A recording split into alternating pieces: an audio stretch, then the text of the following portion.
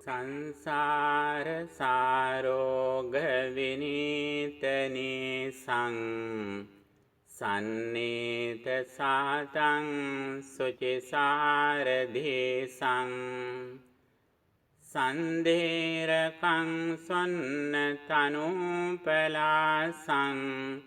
සංලාපදේසින් පනමේ බිසාසං සංසාබිගං කේවල මෝහනාසං සන්නාහ කන්මාර රණේ විශේෂං සංසේවිතං දාසි මුදාරහාසං සංහාර ධම්මං පනමේ සදාසං සන්දාස ගන්නාසිත පාපනාසං සන්නාපදන්සින් හතඝෝර පාසං සම්පාරගාමින් සුචිසාරවාසං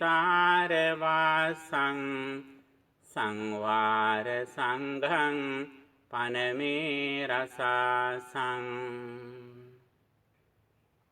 සමන්තා චක්කවාලේසු අත්‍රා ගච්ඡන්තු දේවතාන් සද්ධම්මං මුනි රාජස්ස සුනන්තු සග්ග මොක්ඛදම් ධම්ම ශ්‍රවණ කාලෝ අයං බදන්තා ධම්ම ශ්‍රවණ කාලෝ අයං බදන්තා ධම්ම ශ්‍රවණ කාලෝ අයං බදන්තා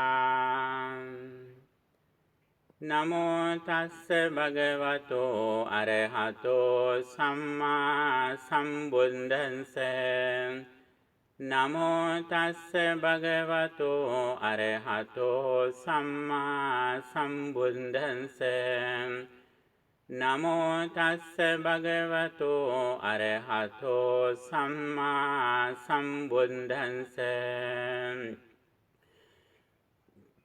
පුට්ඨස්ස ලෝක ධම්මේහි චිත්තං යස්ස නකම්පති අශෝකං විරජං khemං ඒතං මංගල මුත්තමන්ති. සදහවත් වාසනාවන්ත පින්නතුනි, අද සුපුරුදු පරිදි බදාදා දිනෙහිම පැවැත්වෙන ධර්ම දේශනාවට හුම්කන් දීමටයි සූදානම් වන්නේ. අද අප ධර්ම දේශනාව සඳහා මාතෘකාව වශයෙන් තෝරාගත්තේ පින්නතුන්ට බොහොම හුරු පුරුදු සූත්‍රයක්. ත්‍රිපිටකයේහි සූත්‍ර පිටකයේහි කුද්දක නිකායේහි කුද්දක පාඨ කියන ග්‍රන්ථයට අයිති මංගල සූත්‍රය. මංගල කරුණු විස්තර කිරීම වශයෙන් දේශිත සූත්‍රයයි අද අප තේමා වශයෙන් තෝරාගත්තේ. කෙනෙකුගේ මෙලව ජීවිතය සඵල කරගන්නටත් පරලොව ජීවිතය සුගතිගාමී කරගන්නටත් සසර දුකින් සම්පූර්ණ නිදහස් වන්නටත් හේතු වන කරුණු අලලා භාගතුන් වහන්සේ දේශනා කරපු සූත්‍රයයි මංගල සූත්‍රය කියලා කියන්නේ. ඉතින් ඔබට නිතර ඇසෙන්නට ලැබෙන, නිතර සජ්ජහානා කරන සූත්‍රය කොයිතරම් දුරට අපි මේ සූත්‍රයෙන් ප්‍රයෝජන අරගෙන තියනවද, මේ තේරුම්ගෙන තියනවද කියන එක ගැන අපටම විමසලා බලන්න පුළුවන් අවස්ථාවක් විදියට සඳහන් කරන්න පුළුවන්. පින්නතුනේ, මේ සූත්‍රයෙන් ධර්ම ශ්‍රවණය කරන්න කලින් අප ටික වේලාවක් අපේ විසිරලා තියෙන සිත එක අරමුණකට ගැනීම සඳහා අපි මේ සිත පුහුණු කරමු. ඉතින් ඔබ ඒ සඳහා පහසු ඉරියව්වක ඉඳගෙන මෛත්‍රී භාවනාව සඳහා සූදානම් වන්න.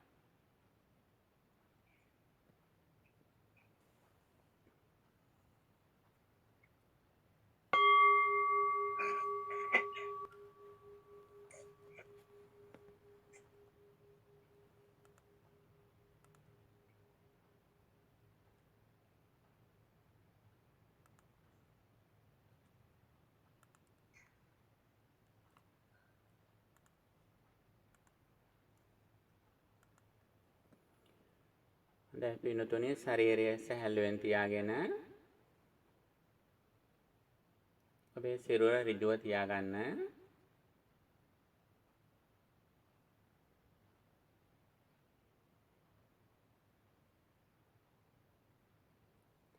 වම් අත උඩින් දකුණු අත තියාගෙන දැස අඩවන් හෝ වසාගෙන අපි භාවනාවට සූදානම් වෙමු.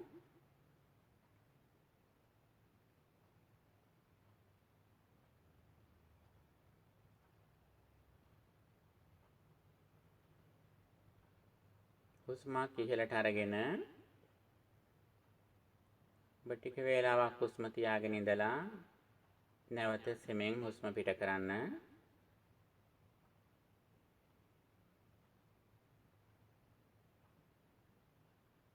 නැවත වතාවක් හොඳට හුස්ම ඉහළට අරගෙන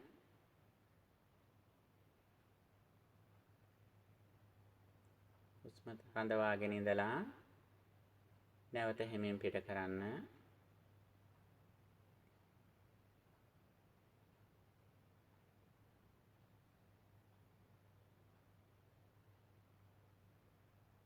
ශරීරය හොඳට සැහැල්ලු කරගන්න.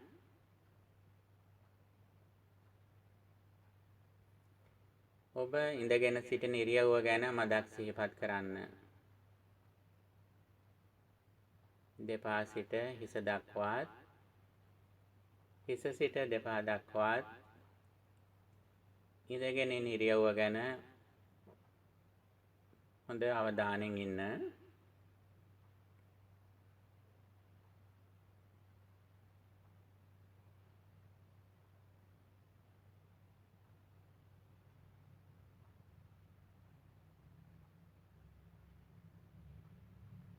දැන් ඔබට දැනෙනවා ආශ්වාස ප්‍රශ්වාස කරන ආකාරය.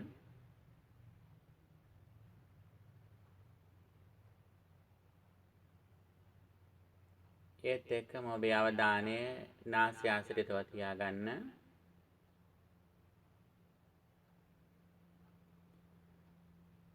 පරිමුඛං සතෙන් උපට්ඨපෙත්වා කියලා නාසිකග්ගේවා මුඛ නිමිත්තේවා කියලා ධර්මයේ සඳහන් වෙන ආකාරයට සිහිය අභිමුඛ කොට නාසය ආශ්‍රිතව තමන්ගේ අවධානය පවත්වා ගන්න. එහෙම තියාගනිමින් දැන් අප සියලු සත්‍යයන් කෙරෙහි මෙත් සිත වඩන්නටයි බලාපොරොත්තු වන්නේ. මා මේ සිටින නිවසේ පටන් ලෝවැසි හැම දෙනා කෙරෙහිම මෙත් සිතින් සෙත් පතනවා.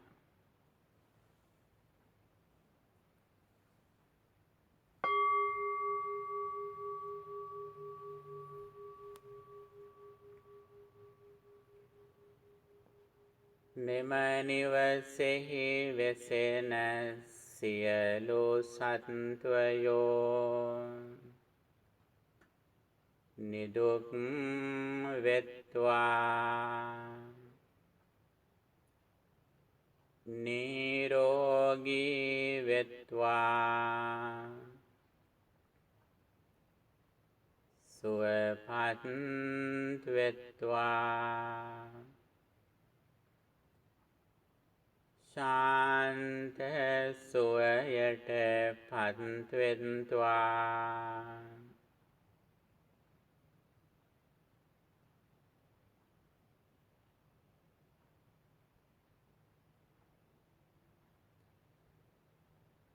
මෙම ගමෙහි වෙසෙන සියලු සත්වයෝ නිදුක් වෙත්වා නිරෝගී වෙත්වා සුවපත් වෙත්වා ශාන්ත සුවයට පත් වෙත්වා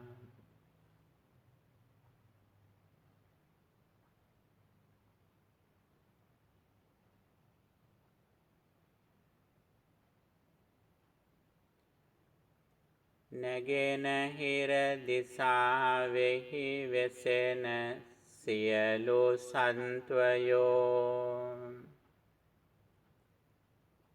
නිදුක් වෙත්වා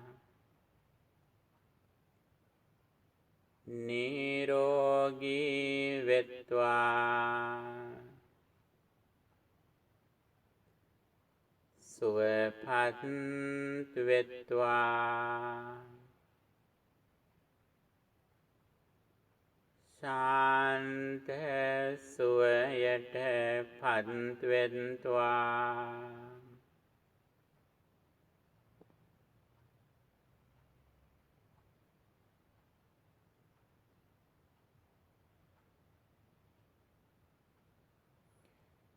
බටහිර දිසාවෙහි වෙසෙන සියලු සත්වයෝ නිදුක් වෙත්වා නිරෝගී වෙත්වා සුවපත් වෙත්වා ශාන්ත සුවයට පත් වෙත්වා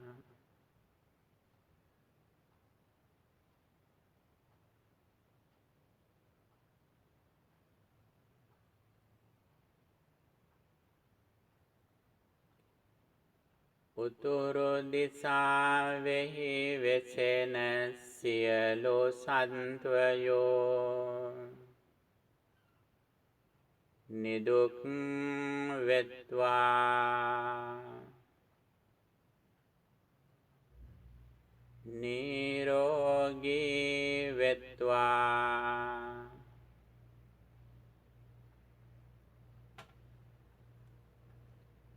සුවපත් වෙත්වා ශාන්ත සුවයට පත් වෙත්වා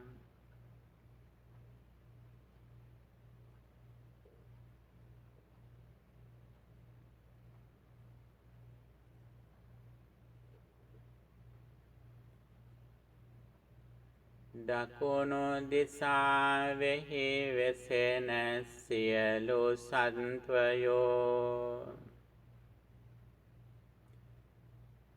නිදුක් වෙත්වා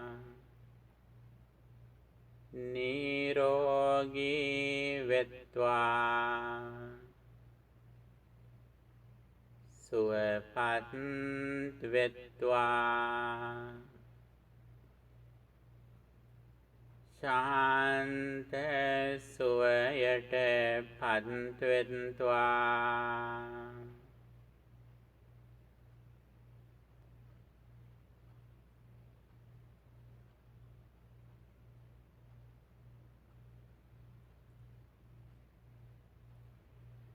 උඩ දිසාවෙහි වෙසෙන සියලු සත්වයෝ නිදුක් වෙත්වා නිරෝගී වෙත්වා සුවපත් වෙත්වා ශාන්ත සුවයට පත් වෙත්වා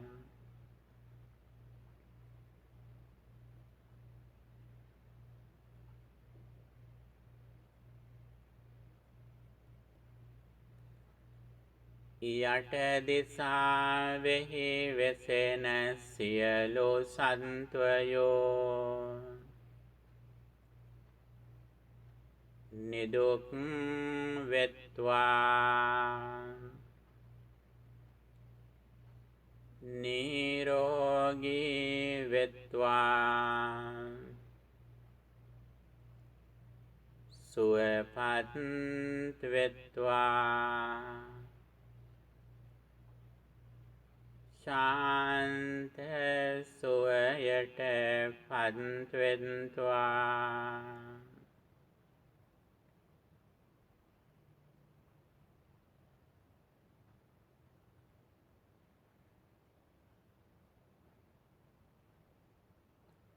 මුළු ලොවෙහිම වෙසෙන සියලු සත්වයෝ නිදුක් වෙත්වා. නිරෝගී වෙත්වා. සුවපත් වෙත්වා. ශාන්ත සුවයට පත්වෙත්වා.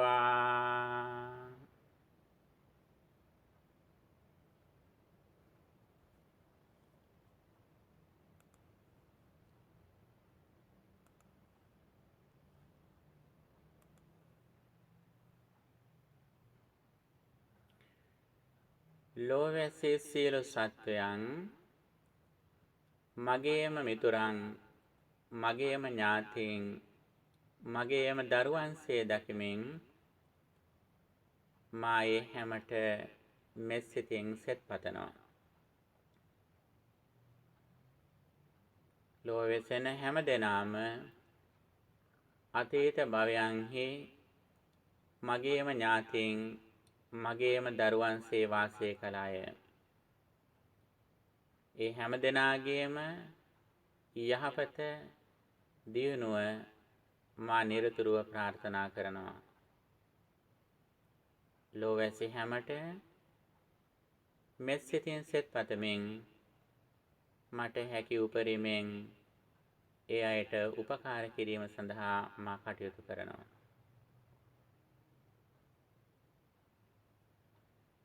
වෙත්වා සෞසත හැම කල් නිදුකී පත්වා සැපතට සමගිව මුනිකී. වෙත්වා සෞසත හැම කල් නිදුකී පත්වා සැපතට සමගිව මුනිකී. වෙත්වා සෞසත හැම කල් නිදුකී පත්වා සැපතට සමගිව මුනිකී.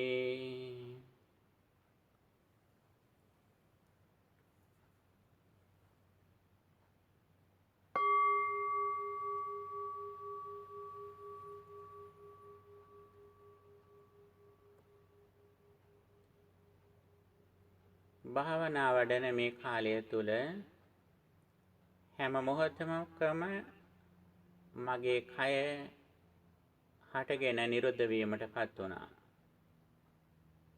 මගේ සිතත් හැම මොහොතෙම හේතු නිසා හටගෙන හේතු නිරෝධයෙන් නිරෝධයටපත් වුණා.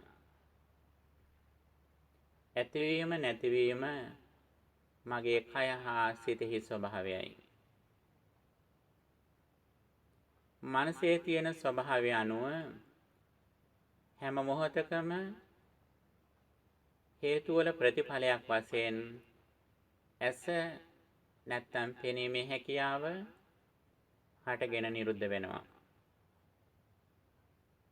ඇසට සාපේක්ෂව රූපය හටගෙන එතනම නිරුද්ධ වෙනවා. මේ අනුව ඇස කන ආදී මේ අභ්‍යන්තර ආයතන, රූප ශබ්ද ආදී බාහිර අරමුණු, මේ හැම දෙයක්ම හේතු ඇතිවීමෙන් හටගෙන හේතු නිරෝධයෙන් නිරෝධයටපත් වෙනවා. එක මොහොතක එක ඉන්ද්‍රියක් විතරයි ක්‍රියාත්මක වන්නේ. ඇස ක්‍රියාත්මක වෙනකොට ඊට අදාළ රූප, චක්කු විඥාන, චක්කු සම්පස්ස, රූප සංඥා, රූප සංචේතන ආදී මේ ස්කන්ධ පංචකයක් හටගෙන නිරුද්ධ වෙනවා. ඒ හටගෙන නිරුද්ධ වුණාට පස්සේ වෙනත් ආයතනයක් හටගෙන නිරුද්ධ වෙනවා. මේක තමයි සාමාන්‍ය ක්‍රියාකාරීත්වය. මේ හට ගැනීම නිරෝධය මගේ ජීවිතය යථාර්ථයයි. ඇස හේතු ඇති කල්ලි හටගෙන නිරෝධයට පත්වීමේදී කිසිවක් ඉතුරු නැතුවම නිරෝධයට පත් වෙනවා. ඒ නිරෝධයට පත් වූ ස්වභාවය අරමුණු කරගෙන නැවත සිතක් පහළ වෙනවා. ඒ සිතත් හේතුන්ගේ ප්‍රතිඵල ලෙස හටගෙන හේතු නිරෝධයෙන් නිරෝධයට පත් වෙනවා. මා ඇසින් යමක් හඳුනා ගන්නකොට එහි මුල් අවස්ථා ඇස, රූපය, චක්කු විඥානය ආදී මුල් අවස්ථා හටගෙන නිරුද්ධ වෙච්ච තැනකයි මා යමක් හඳුනාගන්නේ. ඒ හඳුනා ගන්න අවස්ථාව මනෝ විඥාන අවස්ථාව. ඒ මනෝ විඥානයත් හටගෙන එතනම නිරුද්ධ වෙනවා. මේක තමයි ජීවිත යථාර්ථය. මේ ජීවිත යථාර්ථය මාසා දැනගෙන ඇසෙන් රූපයක් දකින හැම වෙලාවෙදීම මා සතිමත්ව වාසය කරනවා. මා මේ දකින්නේ නිරුද්ධ වෙච්ච රූපයක් නේද? මගේ මනසින් නේද මේ දකින්නේ කියන එක ගැන බලන්නට, දකින්නට මා දක්ෂ වෙනවා. කනින් ශබ්දයක් තේරුම් ගන්නකොට මේ තේරුම් ගන්න අවස්ථාවේදී ඊට මූලික වෙච්ච කන, ශබ්දය, සෝත විඥානය,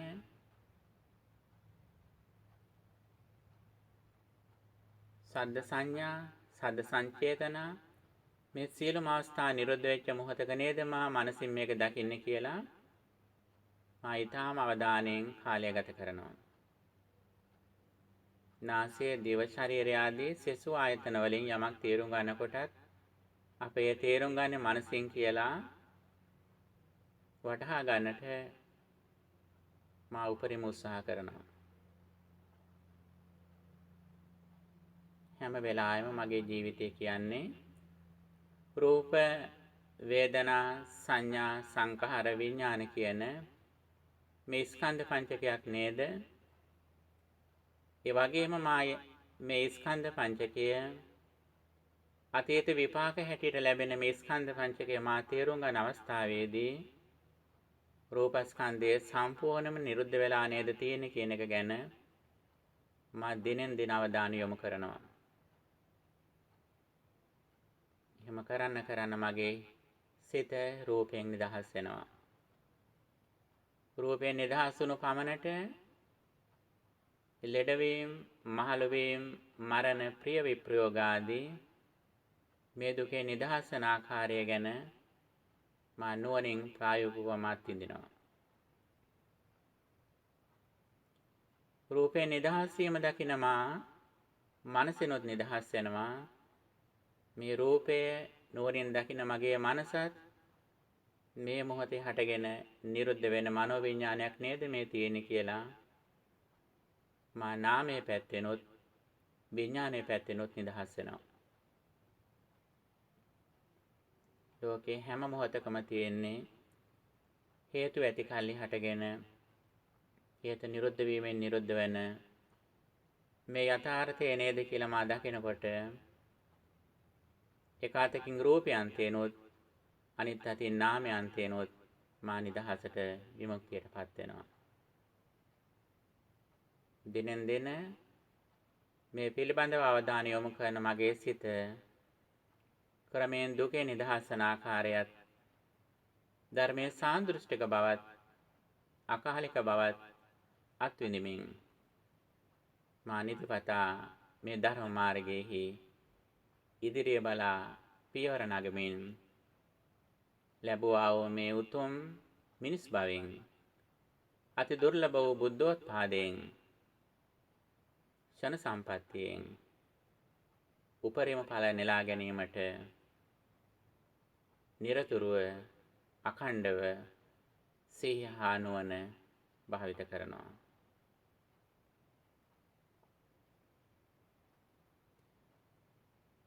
අනිත්‍යයි අනිත්‍යයි අනිත්‍යයි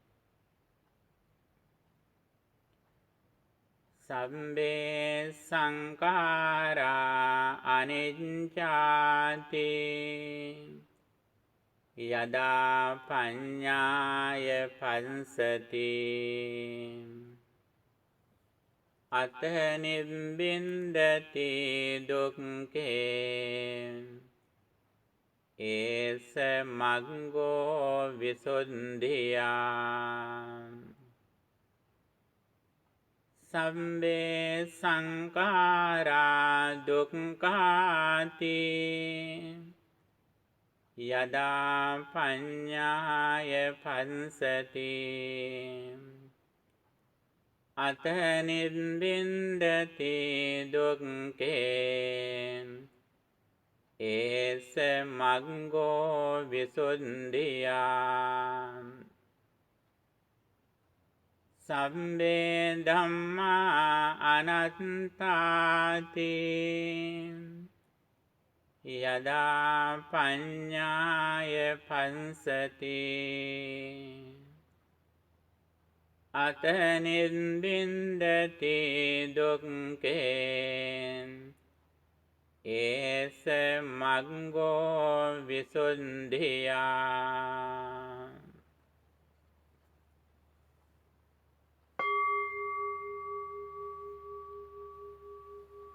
සාදු සාදු සාදු.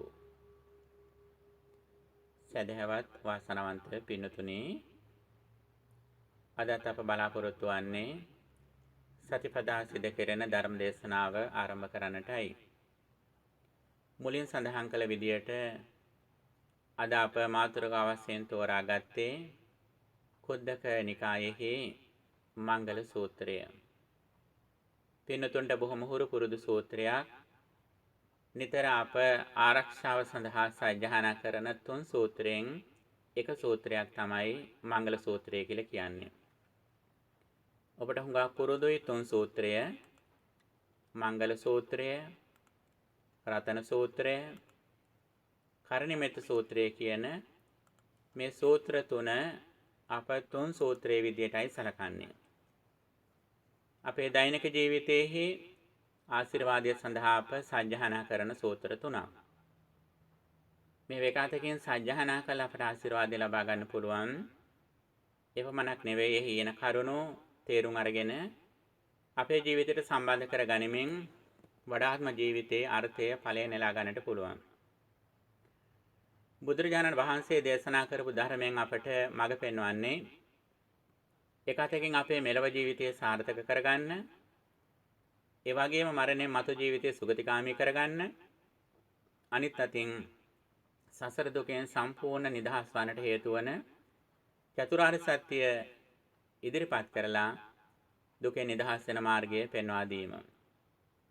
මේ කාරණා තුන තමයි බුදුරජාණන් වහන්සේ අපේක්ෂා කළේ. උන්වහන්සේට මුණ ගැහෙන ඒ පුද්ගලයන්ට අනුරූපව මේ කරුණු තුන ඉදිරිපත් කිරීමට බුදුරජාණන් වහන්සේ උත්සාහවන්ත වුණා.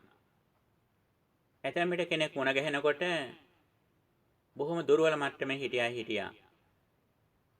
ඔබට මතක ඇති මට්ට කුණ්ඩලී වැනි අය බුදුරජාණන් වහන්සේට මුණ ගැහෙන අවස්ථාවේදී බුදුරජාණන් වහන්සේ දෙසට හැරෙන්නවත් පුළුවන් තරම් හැකියාවක්, කායික නිරෝගී භාවයක් තිබුණේ නැහැ. එවැනි අවස්ථාවකදී බුදුරජාණන් වහන්සේ සිද්ධ කළේ එතනත් ආයින පැත්තට තම රැස් විහිදවලා ඔහුගේ හිතේ ප්‍රසන්න බව ඇති කරගෙන ඔහුට සුගතිගාමී වෙන්නට අවස්ථාව ලබා දුන්නා. ඊළඟට අපට මතක් වෙනවා චත්තමානවක. මේ චත්තමානවක මුණ ගැහිච්ච අවස්ථාවේදී ඔහු කුඩා කුමාරයෙක්. ඔහුට බුද්ධිය ඉහළට දියුණු කරන්න පුළුවන් මානසිකත්වයක් තිබුණේ නැහැ. ඔහු එදාම මිය යන කෙනෙක් බව බුදුරජාණන් වහන්සේ දැනගෙන හිටියා. ඒ නිසා ඔහුට සිද්ධ කළේ සුගතිගාමී වීමට මාර්ගය පෙන්වලා දුන්නා. තවත් සමහර අය බුදුරජාණන් වහන්සේට මුණ ගැහිච්ච අවස්ථාවලදී උන්වහන්සේට කරන්න පුළුවන්කම තිබුණේ සෝවාන් වීම සඳහා විතරයි මාර්ගය පෙන්වලා දෙන්න පුළුවන්කම තිබුණේ. සමහර අය අනාගාමී වෙන්න තරම් හැකියාව තිබුණා. සමහර අය ජීවිතයේ අවසාන මොහොතේ මුණ ගැහිලා ඒ ඇයට පුළුවන්කම ලැබුණේ කානුශාසනාවෙන්. එතැමිට පුකුසාද වැනි රජවරු ඔහු අවසාන මොහොතේ බුදුරජාණන් වහන්සේට මුණ ගැහුණත් ඒ කානුශාසනාවෙන් අනාගාමී වෙන්න තරම් හැකියාව ප්‍රඥාව සසර දිනු කරගෙන තිබුණා. බාහ්‍ය දාරුචීරිය වැනි අය ඒ කානුශාසනාවෙන් නිවන් දකින්න පුළුවන් විදියට ප්‍රඥාව ශ්‍රද්ධා දේන්ද්‍රිය ධර්ම දිනු කරගෙන හිටිය අය. මෙන්න මේ විදියට ඒ පුද්ගලයන්ගේ මානසිකත්වයේ බුද්ධිය ශ්‍රද්ධාදී ඉන්ද්‍රිය ධර්ම මේ කරුණු සලකලා බලලා විශේෂයෙන් ඔවුන් ජීවත් වෙන කාලපරාසයත් තේරුම් අරගෙන බුදුරජාණන් වහන්සේට පුළුවන් විදියට උපකාර කළා. ඉතින් අප ධර්ම දේශනාවක් ඇහුම්කන් දීමේදී මේ ත්‍රිවර්ග සම්පත්තියම මෙලව දියුණුව, සාර්ථකත්වය, පරලෝ සුගතිය, දුකෙන් නිදහස් වීම, නැත්නම් නිවන මේ කරුණු තුනම හැකිතාක් උපරිමයෙන් සලසා ගන්නට අපි උත්සාහවන්ත වන්නට ඕන. ඒ අනුව අද අප සාකච්ඡා කරන මේ මංගල සූත්‍රය ඒකාතකින් මෙලොව ජීවිතය අභිවෘද්ධියත්, පරලෝ සුගතියත්, නිර්වාණ අවබෝධයත් මේ කියන ත්‍රිවිධ සම්පත්තියම සලසා දෙන සූත්‍රයක් විදිහට අපට පැහැදිලි කරන්න පුළුවන්. පින්තුනි අප පහුගිය කාලය පුරා ඔබට සඳහන් කළා දිනපතා මෛත්‍රිය පුහුණු කරන්න කියලා. ඉතින් මෛත්‍රිය කියන එක අඛණ්ඩව දීර්ඝ කාලයක් කළ යුතු දෙයක්. ධර්මයේ සඳහන් වන්නේ යානි කතාය, වත්තු කතාය, අනුට්ඨිතාය, ඒ වගේම පරිචිතාය, සුසමාරද්ධාය මේ ආදී වශයෙන් දිගින් දිගටම සඳහන් කරන්නේ මේක අඛණ්ඩව කරන්න ඕන. මේක යානයක් වගේ. මේක ඇවිදින පියවරක් පාසාම සිදු කරන්න කියලා සඳහන් කළා. එහි ප්‍රතිඵල විදියටයි අපට ආනිසංස සැලසෙන්නේ. මෛත්‍රී බාන වැඩිමෙන් මුලින්ම ලැබෙන ආනිසංසය තමයි අපේ හිත පිරිසිදු වෙනවා. හිතේ අනිත්‍යය පිළිබඳව තියෙන අමනාපය අඩු වෙලා මානසික සහනය දිනු වෙනවා. ඒක තමයි මෛත්‍රී භාවයෙන් ලැබෙන මූලික ආනිසංසය. ඊළඟට අපේ කුසලයේ ආධ්‍යාත්මික ශක්තිය දිනු වෙනවා. අකුසල තියෙනවා නම් ඒවා හුඟක් යටපත් වෙනවා. අනිත් අතින් අපේ ළඟම ඉන්න අයට මේක දැනෙනවා. ඒ අයගේ සමගිය සහයෝගය අපට ලබා ගන්න පුළුවන්කම තියෙනවා. ඒ වගේම අපට කිසියම් කෙනෙක් අරමුණු කළා නිතර මෛත්‍රිය වඩන්න පුළුවන් වුණොත් ඒ පුද්ගලයාටත් මේ ශාන්තිය යහපත සලසා දෙන්නට අපට හැකියාව තියෙනවා. ඉතින් ඒක තීරණය වන්නේ ඒක ලබන පුද්ගලයාගේ තියෙන මානසික තත්ත්වය, ඔහුගේ හිතේ තියෙන කෙලෙස් ස්වභාවය, ඔහුගේ පින, ඔහුගේ අවධානය, ඔහු දහමට කැමැත්ත මේ වගේ කරුණුත් බලපානවා. බාහිර කෙනා එහි ප්‍රතිඵල ගත්තා හෝ නොගත්තා හෝ අපට වඩන කෙනාට මෙහි ඉහළ මානසිකංශ ලබා ගන්නට පුළුවන්. ඒක අතකින් ලෞකික කුසලයේ දිනු කර ගැනීම, හිත සමතේ දිනු කර ගැනීම, අකුසල යටපත් කර ගැනීම, හිතේ පීඩන අඩු කර ගැනීම සහ විශේෂයෙන්ම මේ හිත සමාධිමත් කරගෙන ඒ සමාධිමත් වෙච්ච සිතින් ලෝක යථාර්ථය බලන්නට හැකියාව ලැබීම කියන මේ ආනිසංස අපට ලබා ගන්නට පුළුවන්. පින්තුනේ අද අප මේ සාකච්ඡා කරන මංගල සූත්‍රයේ බුදුරජාණන් වහන්සේ දේශනා කළ එක්තරා දෙවි කෙනෙක් අරබයා.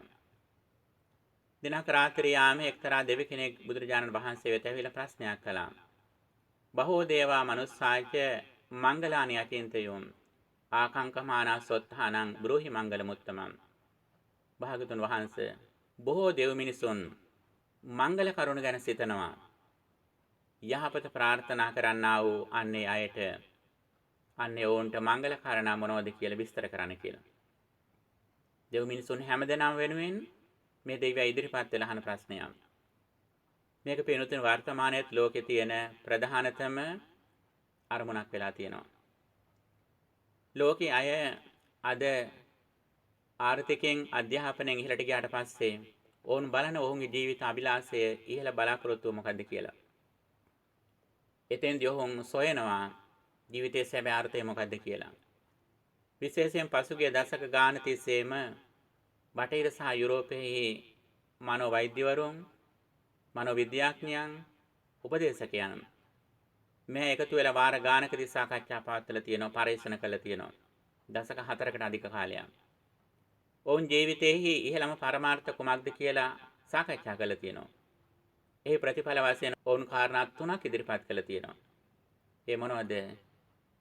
ආත්ම අවබෝධය, self realization, ආත්ම සාක්ෂාත්කරණය, self actualization, ආත්ම පූර්ණය, self fulfillment. මෙන්න මේ තුන තමයි අද ලෝකයේහි ඉහළම බලාපොරොත්තුසේ හඳුනාගෙන තියෙන්නේ. නමුත් ඔවුන්ට ඒක කරන්න ඕන මාවත මොකද්ද කියන එක ගැන පැහැදිලි දැක්මක් නැහැ. අන්නේ පැහැදිලි දැක්ම ලබා ගන්නට ඕන ආගමික ශාස්ත්‍රවරුන්ගේ ඉගැන්වීම ඇති යොමු වෙන කාලයක්. ඒ අතර බොහෝ දෙනෙක් බුදුදහමේ තියෙන මූලික කරුණු අධ්‍යයනය කරන්නට, පරිශන කරන්නට, ඒවා ප්‍රායෝගික කරන්නට උත්සාහ කරන කාලයක්. විශේෂයෙන් මාස්ලෝ කියන අධ්‍යාපනඥයෙක් හිටියා, මනෝවිද්‍යාඥයෙක්. ඔහු සඳහන් කරනවා මිනිස්යන්ට තියෙන අවශ්‍යතාව මොනවද කියලා. මිනිස් අවශ්‍යතාව මොනවද කියලා. එහිදී ප්‍රාථමික වශයෙන් ආහාර, ඉඳුම් හිටුම් ආදී මේ දේවල් සම්පූර්ණ කරගත්තු පුද්ගලයා ටිකෙන් ටික ඔවුන් අධ්‍යාපනය, ආරක්ෂාව, සමාජ පිළිගැනීම මේ ආදී කරුණු වලින් ඉහළට ගිහිල්ලා අවසානයේ පුද්ගලයාගේ ඉහළම බලාපොරොත්තුව අභිලාෂයසේ සලකන්නේ ආත්ම සාක්ෂාත්කරණය, self actualization කියන එක. මේ මාස්ලෝගේ අවශ්‍යතා හේතුව කියලා එකක් ඉදිරිපත් කළා තියෙනවා. The hierarchy of needs කියලා. මේකේ ඉහළම බලාපොරොත්තුවසේ දක්වන්නේ self actualization, ආත්ම සාක්ෂාත්කරණය කියන එක. පින්නතුනි මෙන්න මේ කරුණම තමයි වෙනත් විදියකින් මේ දෙවියන් බුදුරජාණන් වහන්සේගෙන් මේ අහන්නේ. යහපත බලාපොරොත්තු වන මිනිස්සු, මංගල කාරණා ගැන සිතන මිනිස්සු, ඔවුන් බලාපොරොත්තු වෙන ජීවිතයේ යහපත මොකද්ද කියලා අන්න ඒ ඇයට ජීවිතයට අදාළ මංගල කරුණු දේශනා කරන්න කියලයි මේ දෙවියා බුදුරජාණන් වහන්සේට ඉදිරිපත් කරන්නේ. මෙතෙන්දි භාගතුන් වහන්සේ කාරණා කිහිපයක් ඉදිරිපත් කරනවා. කාරණා 30 ගාණක්. මේ කාරණා 30 ගාණ බෙදලා තියෙන ආකාරයේ විවිධ පරිවර්තනවල විවිධ ආකාරයෙන් විස්තර කරනවා. ඇතැම්මට කරුණු 34ක් විදියට, සමහරට 35ක් විදියට, සමහර තැනකදී 38ක් විදියට ආදී වශයෙන් බෙදලා දක්වලා තියෙනවා. නමුත් අපිට වඩාත්ම වැදගත් වන්නේ මේ කරුණු තේරුම් ගැනීම. බුදුරජාණන් වහන්සේ මුලදීම දේශනා කරනවා අසේවනාච බාලානම් පණ්ඩිතානංච සේවනා පූජාච පූජනීයානම් ඒතා මංගලමුත්තම. බාලයන් ඇසුරු නොකිරීම, පණ්ඩිතයන් ඇසුරු කිරීම, පිදිය උත්තම් පිදීම කියන මෙන්න මේ කරුණෝ මංගල කරුණෝ. මංගල කරුණු කියලා කියන්නේ පින්නතුනි හිත ලස්සන වෙන දේවල්. ජීවිතයට ආශිර්වාද සිදුවන දේවල්, blessings. මේවා තමයි supreme blessings කියලා කියන්නේ. බොහෝ විට අපි හිතන් ඉන්නේ බාහිර ලෝකයෙන් Tamanට ආශිර්වාද ලැබෙන්නේ කියලා. ඇත්තටම පින්නතුනි බාහිර පරිසරයේ කරුණ අපට උදව් කළාට සැබෑ ලෙසම අපි ආශිර්වාද ලබා ගන්න අප විසින්මයි. කොහොමද ආශිර්වාද ලබා ගන්නේ? ධර්ම ශ්‍රවණය කරනකොට, කර්මඵල විශ්වාස කරනකොට අපි එක කාරණයක් දන්නවා. මොකද්ද? හිත පිරිසිදුව තියාගත්තොත් Tamanට සැප විපාක ලැබෙනවා. හිත අපිරිසිදු නොවතින් Tamanට දුක ලැබෙනවා කියන කාරණය. මෙන්න මේ අවබෝධය ලැබීමත් සමගම අපි උපරිම උත්සාහ කරනවා හිත ලස්සනට තියාගන්න. හිත නිතරම කුසලයේ පිළිබඳව විශ්වාසයෙන්, මෛත්‍රිය සාගතව, සිහියෙන් හිත පවත්වා ගන්න පමණට අපේ දෛනික ජීවිතයේ යහපත් දේවල් નિરાයාසයෙන් සිද්ධ වෙනවා. අන්නේ සිදුවන කරුණ ගැනයි මේ සූත්‍රයෙන් විස්තර කරන්නේ. ඒ මොකද්ද? පළවෙනි කරුණ තමයි අසේවනාච බාලානං ඊළඟ පණ්ඩිතානංච සේවනා පූජාච පූජනීයං. බාලයන් ඇසුරු නොකිරීම. තමන්ට වඩා ගුණදහම් අඩු අයගේ ඒ ගුණ තමන්ගේ ගුණ බවට පත් කර නොගැනීම. බාලයන් ඇසුරු නොකිරීම කියලා කිව්ව ගමන් බොහෝ විට හිතෙන්නේ ඒ අය ආශ්‍රයෙන් බැහැර කිරීම කියලා. ඒ අය භෞතික වශයෙන් බැහැර කිරීම කියලා. නමුත් පින්වත්නි අප තේරුම් ගත යුතුයි මේ බාලයන් ඇසුරු නොකිරීම කියලා කියන්නේ ඔවුන් භෞතික වශයෙන් නැත්නම් කායික වශයෙන් ඇසුරු නොකිරීම නෙවෙයි. ඔවුන්ගේ තියෙන ගුණ අප විසින් ඇසුරු නොකිරීමයි. ඔවුන්ගේ ගුණ අපේ ගුණ බවට පත් කර නොගැනීමයි. ඔවුන්ගේ දුර්ගුණ අපේ දුර්ගුණ බවට පත් කර නොගැනීමයි බාලයන් ඇසුරු නොකිරීම කියලා කියන්නේ. ඉතින් ඔබත් සමග එකට ඉන්න අය ගැන ඔබ සැලකිලිමත් වෙන්න. ඒ අඩුපාඩු තියෙනවා නම් ඒව නිවැරදි කරගන්න උත්සාහ කරන්න.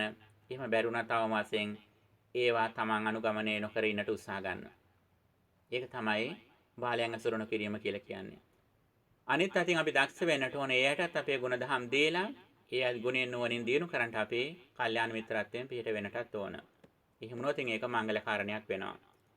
දෙවෙනි කාරණය පණ්ඩිතානංච සේවනා ගුණෙන් නුවණින් වැඩි අය නිතර ඇසුරු කරන්නට ඕන. එයාගේ දේශනා ගුණධම් තේරුම් අරගෙන ඒ ගුණ අපේ ගුණ බවට පත් කර ගන්නට ඕන. නුවණැති අය තමන්ගේ ළඟින් ඇසුරු කිරීම නෙමෙයි මෙතනින් බලාපොරොත්තු වෙන්නේ. ඒ අයගේ තියෙන යහපත් ගුණාංග තේරුම් අරගෙන ඒව හැකිතාක් දුරට පුහුණු කරන්නට අපි උත්සාහවන්ත වීම. ඇතැම් විට දැනට ජීවත් වෙන නොවන කෙනෙක් පිළිබඳව වුණත් අපට ඒ කෙනාගේ චරිත ලක්ෂණ තේරුම් අරගෙන ඔහුගේ දේශන අහලා අපට ඒ ගුණධම් ටික පුහුණු කරන්නට අවස්ථාවක් තියෙනවා. ඒක තමයි සැබෑ ලෙසම පඬිතයන් නුවණැත්තන් ඇසුරු කිරීම කියලා කියන්නේ. එයත් මංගල කාරණයක් වෙනවා. පූජාච පූජනීයානම් පිළිය යුත්තන් පිළීම. තමන්ට වඩා ගුණෙන් නුවණින් සීලයෙන් වයසින් වැඩි අය තමන් පුදනවා නම් ඒක තමන්ගේ ගුණය දිනු වෙනට හේතුවක්. අනිත් අතින් තමන්ට මේ ජීවිත වශයෙන් නිරෝගී සම්පත්තිය දිගාසිරි සම්පත්තිය ලබා ගන්න හේතුවක් වෙනවා. ඔබ නිතර සජ්ජහනා කරන අභිවාදන සීලෙස්ස නිච්ඡං උද්ධාපචායිනෝ ගාථාවෙන් සඳහන් වන්නේ ඒකයි. වැඩිහිටියන් පිදීම තුලින් ආයු වර්ණ සැප බල කියන මේ කාරණා අපට ලබා ගන්නට අවස්ථාව ලැබෙනවා. ඒක මංගල කාරණයක් බවට පත් වෙනවා. ඊළඟ ගාථාව තමයි පතිරූප දේශ වාසෝච පුබ්බේච කත පුඤ්ඤතා අත් සම්මා පනිදිච ඒතම් මංගල මුත්තමං. මේකෙන් සඳහන් කරන්නේ පතිරූප දේශ වාසෝච සුදුසු ප්‍රදේශක වාසය කිරීම. යුද වාතාවරණ ඇතුළු නොයෙක් විදිය අනතුරු තියෙන ස්ථාන වලින් බැහැරව විශේෂයෙන්ම කල්යාණ මිත්‍රයන් ඇසුරු කරන්න පුළුවන් වටා පිටාවක් තියෙන ඒ වගේම ධර්ම ශ්‍රවණය කරන්න පුළුවන් වටා පිටාවක් තියෙන පරිසරයක වාසය කිරීම මංගල කාරණයක්සේ සඳහන් කරනවා. ඉතින් ඒ සඳහාත් අපි දක්ෂ වෙන්නට ඕන. ඉතින් ඒක එකතකින් සසර කළා වූ පිනකට ලැබෙන දෙයක්. අනිත් අතින් මේ ආත්ම භාවය අපේ උත්සාහය සහ බුද්ධිමත් බව අනුව අපිට මේ සුදුසු ප්‍රදේශයක් තෝරා ගන්නට පුළුවන්. ඒකත් මංගල කාරණයක් වෙනවා. පුබ්බේච කත පුඤ්ඤතා පෙර පින්කල ඇති බවත් මංගල කරණයක් කියලා සඳහන් කරනවා. මෙහෙම කිව්වහම ඔබට බොහෝ විට හිතෙන්නේ අතීත ආත්ම භාවවල කරපු පින Tamanට තියෙන්න ඕන කියලා. ඒකත් සමන්ගේ ජීවිතය සඵල කරගන්න හේතුවක් වෙනවා. නමුත් පින්නතුනේ පුබ්බේච කිව්වට පස්සේ අතීත ආත්ම භාවවල විතරක් නෙවෙයි මේ ආත්ම භාවයේත් අපි කලින් කරපු පින්කම් අපිට මේ ජීවිතේම සාන්දෘෂ්ටික වශයෙන්, දිට්ඨ ධම්ම වේදනීය වශයෙන් ආනිසංස ලැබෙනවා. ඒ නිසා ඊයේ කරපු කර්මයක් වුණත් පුබ්බේච කත පුඤ්ඤතා කියන පදයට අයිති කරන්න පුළුවන්. ඒ නිසා අපේ අතීතයේ කුසලයේ ගැන විශ්වාසයෙන් ඉන්න වගේම මේ ජීවිත කාලය තුලත් උපරිම වශයෙන් දාන සීල භාවනා කියන ත්‍රිවිධ පුණ්‍ය ක්‍රියා සිදු කරගෙන මේ කත පුඤ්ඤ භාවය පුබ්බේච කත පුඤ්ඤතා කියන ලක්ෂණය දිනු කරගන්න අපි උත්සාහ ගන්නට ඕන. එයත් තමන්ගේ ජීවිතයට ආශිර්වාදයක් වෙනවා. මෙලොව ජීවිතය සඵල කරගන්නත්, පරලොව ජීවිතය සාර්ථක කරගන්නත් ඒක හේතුවක් වෙනවා.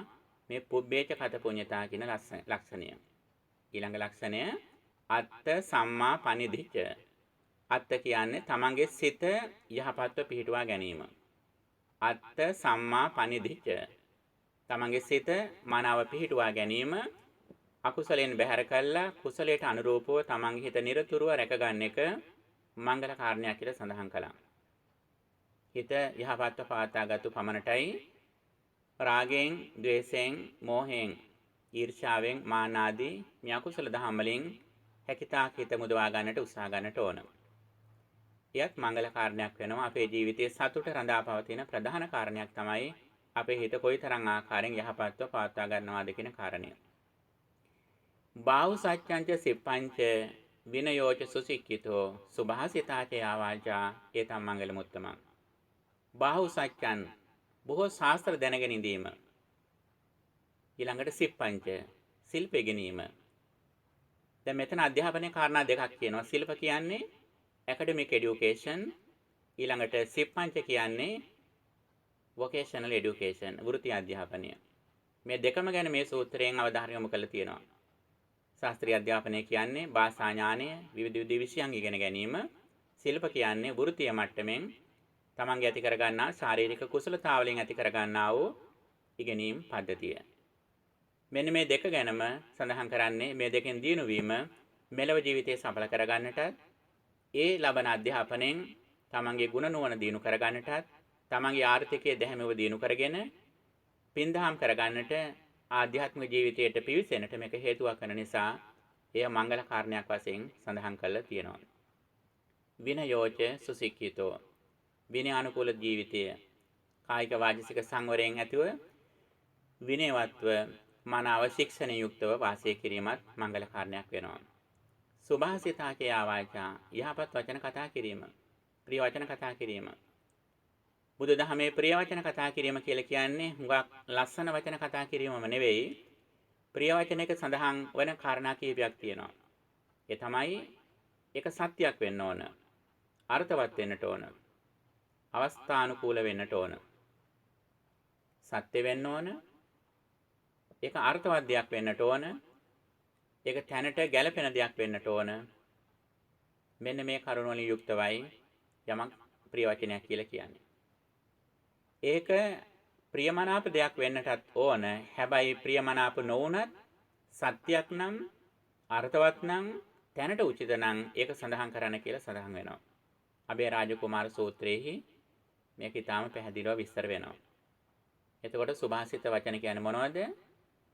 යමක් සත්‍ය වෙන්න ඕන, අර්ථවත් වෙන්නට ඕන, අවස්ථාවට උචිත වෙන්නට ඕන, ප්‍රිය වචනයක් වෙන්නට ඕන. ප්‍රිය වචනයක් නොවුනත් අවස්ථාවට උචිත නම් Tamanට පුළුවන් විදියට ඒක සඳහන් කරන්නට වෙනවා අනිත් අයගේ යහපත සඳහා. එතකොට මෙන්න මේ ප්‍රිය වචනය තමන්ගේ ජීවිතය සඵල කරගන්නට ජීවිතයේහි යහපත උදා කරගන්නට හේතු වන මංගල කරුණක් ලෙස සඳහන් වෙනවා. මේ වචනය කොයිතරම් දුරට නිවැරදි වෙනවාද කියන එක තීරණය වන්නේ තමන්ගේ සංකල්ප සම්මා සංකල්ප මත. සම්මා සංකල්ප තීරණය වන්නේ සම්මා දිට්ඨිය මත. ඒ නිසා සම්මා දිට්ඨිය තියෙනකොට සම්මා සංකල්පය ඇති වෙනවා. සම්මා සංකල්පය ඇති වෙච්ච පමණටයි සම්මා වාචා ඔස්සේ මේ සුභාසිත කියන මංගල කරුණ සම්පූර්ණ වන්නේ. එතකොට මේ කරුණ තුනත් වැදගත් වෙනවා. බොහෝ ශිල්පය ගැනීම, ශාස්ත්‍රය ගැනීම, විනයවත් බව, යහපත් වචන කතා කිරීම. ඊළඟට මාතා පිතෝ උපට්ඨානං පුත්තදාරස සංඝෝ අනාකුලාච කම්මන්තා ඒ තමයි මංගල මුත්තමම්. මව්පියන්ට උපස්ථාන කිරීම, පුත්තදාරස සංඝෝ දරුවන්ට, ස්වාමි භාර්යාවන්ට සැලකීම, අනාකුලාච කම්මන්තා නිවැරදි කර්මාන්ත, සම්මා ආජීවය. මෙන්න මේ කරුණොත් මංගල කරුණු විදිහට සඳහන් කරනවා. තමන්ගේ අම්මට තාත්තට සලකන එක මංගල කාරණයක්. ඒක තමන්ට පින් වැඩෙන දෙයක්. තමන්ගේ සතුට දිනු වෙන දෙයක්.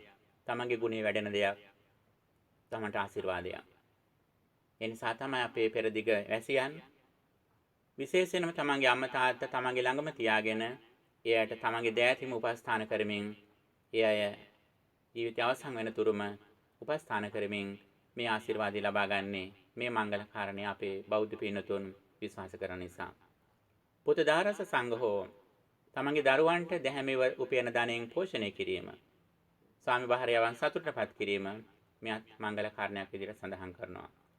අනාකුලාච කම්මන්තා තමා කරන රැකී ආරක්ෂා නිවැරදිව සිදු කිරීම, වැරදි ජීවනෝපාය වලින් වෙන් වෙලා ධාර්මික ජීවන පාය ඔස්සේ නැත්තම් සම්මා ආජීවයෙන් කාලය ගත කිරීම මංගල කාරණයක් විදිහට සඳහන් කරනවා. දානංච ධම්මචර්යාච ඥාතකානංච සංඝෝ අනවජ්ජානි කම්මානි ඒතං මංගල මුත්තමං. දන් දීම, ධර්මානුකූල ජීවිතය, ඥාතකානංච සංඝෝ ඥාතින් සංග්‍රහ කිරීම, අනවජ්ජානි කම්මානි නිවැරදි කර්මාන්ත නැත්තම් සම්මා කම්මන්ත. මෙන්න මේ කරුණොත් මංගල කාරණා විදිහට සැලකනවා. දන් දීම. දන් දීම පින්නතුනේ තමන්ට ආශිර්වාදෙ පිණිස හේතු වන දෙයක්. පීති මුදාරං වින්දති දාතා කියන්නේ මේකයි. නිතර දානය පුරුදු කරන කෙනා උදාර වූ සතුටක් විඳිනවා, මානසික සුවයක් භුක්ති විඳිනවා කියලා. ධම්මචර්යාච ධර්මානුකූල ජීවිතයක් ගත කිරීම, නිවැරදි ජීවිතයක්, වැරදි දේවලින් වෙන් වෙලා කුසලයට බරව ජීවත් වීම මංගල කාරණයක්. ඥාතකානංච සංඝෝ ඥාතින් සංග්‍රහ කිරීම.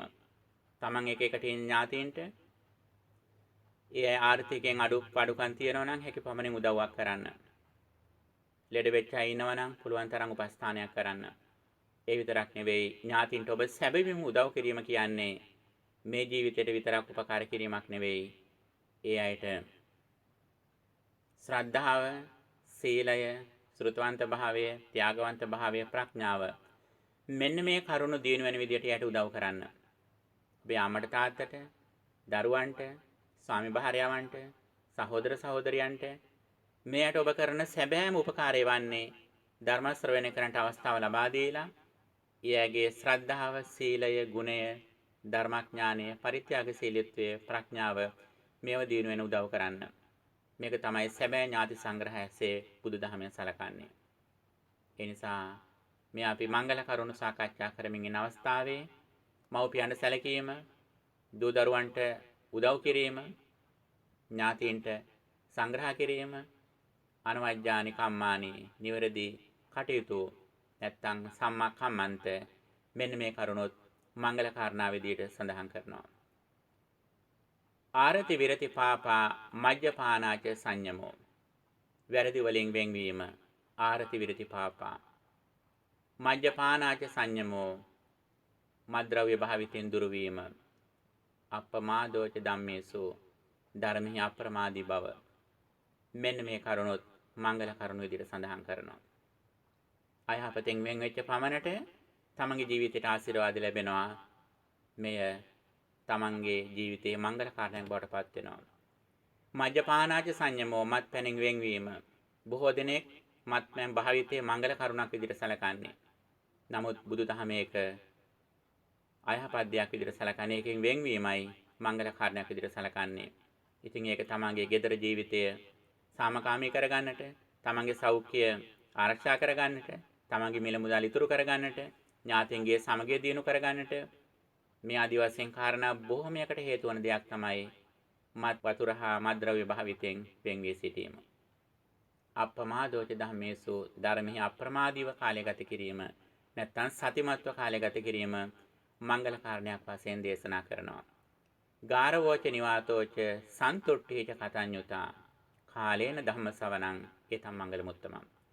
ගරු කළ යුත්තන්ට ගරු කිරීම, නිවාතෝච අනතිමානී ගුණය, සන්තුට්ඨීච කතඤ්ඤුතා සන්තුට්ඨීච ලද දෙයින් සතුටු වීම, කතඤ්ඤුතා කළ ගුණ සැලකීම, කාලේන ධම්ම ශ්‍රවණං සුදුසු කල්හි ධර්ම ශ්‍රවණය මෙන්න මේ කරුණෝ මංගල කරුණු විදිහට සඳහන් කරනවා. මෙතෙන්දී පින්නතුනි මේ කතඤ්ඤුතා කියන ගුණය සුවිශේෂී ලක්ෂණයක්සේ බුදුදහම තුළ විස්තර කරනවා. කළ ගුණ සැලකීම. භාගතුන් වහන්සේ සඳහන් කරනවා කේවලාහේසා භික්ඛවේ සත්පුරුෂ භූමේ යදිදං කතඤ්ඤුතා කතවේදී කියලා. මේ මුළු ලෝකෙම යහපත් ගුණ දහම් කියලා දෙයක් තියෙනවා නම් ඒ සියල්ලම රඳා පවතින්නේ කළ ගුණ සැලකීම මත කියලා සඳහන් කළා. ඕනෑම ගුණයක් බලන්න පින්නතුනි ඔබේ ජීවිතයේ තියෙන. ඔබ ආමට තාත්තට සලකනවා නම් ඒක කළ ගුණ සැලකීම. ඔබේ ස්වාමි භාර්යාවන්ට සලකනවා නම් කළ ගුණ සැලකීම.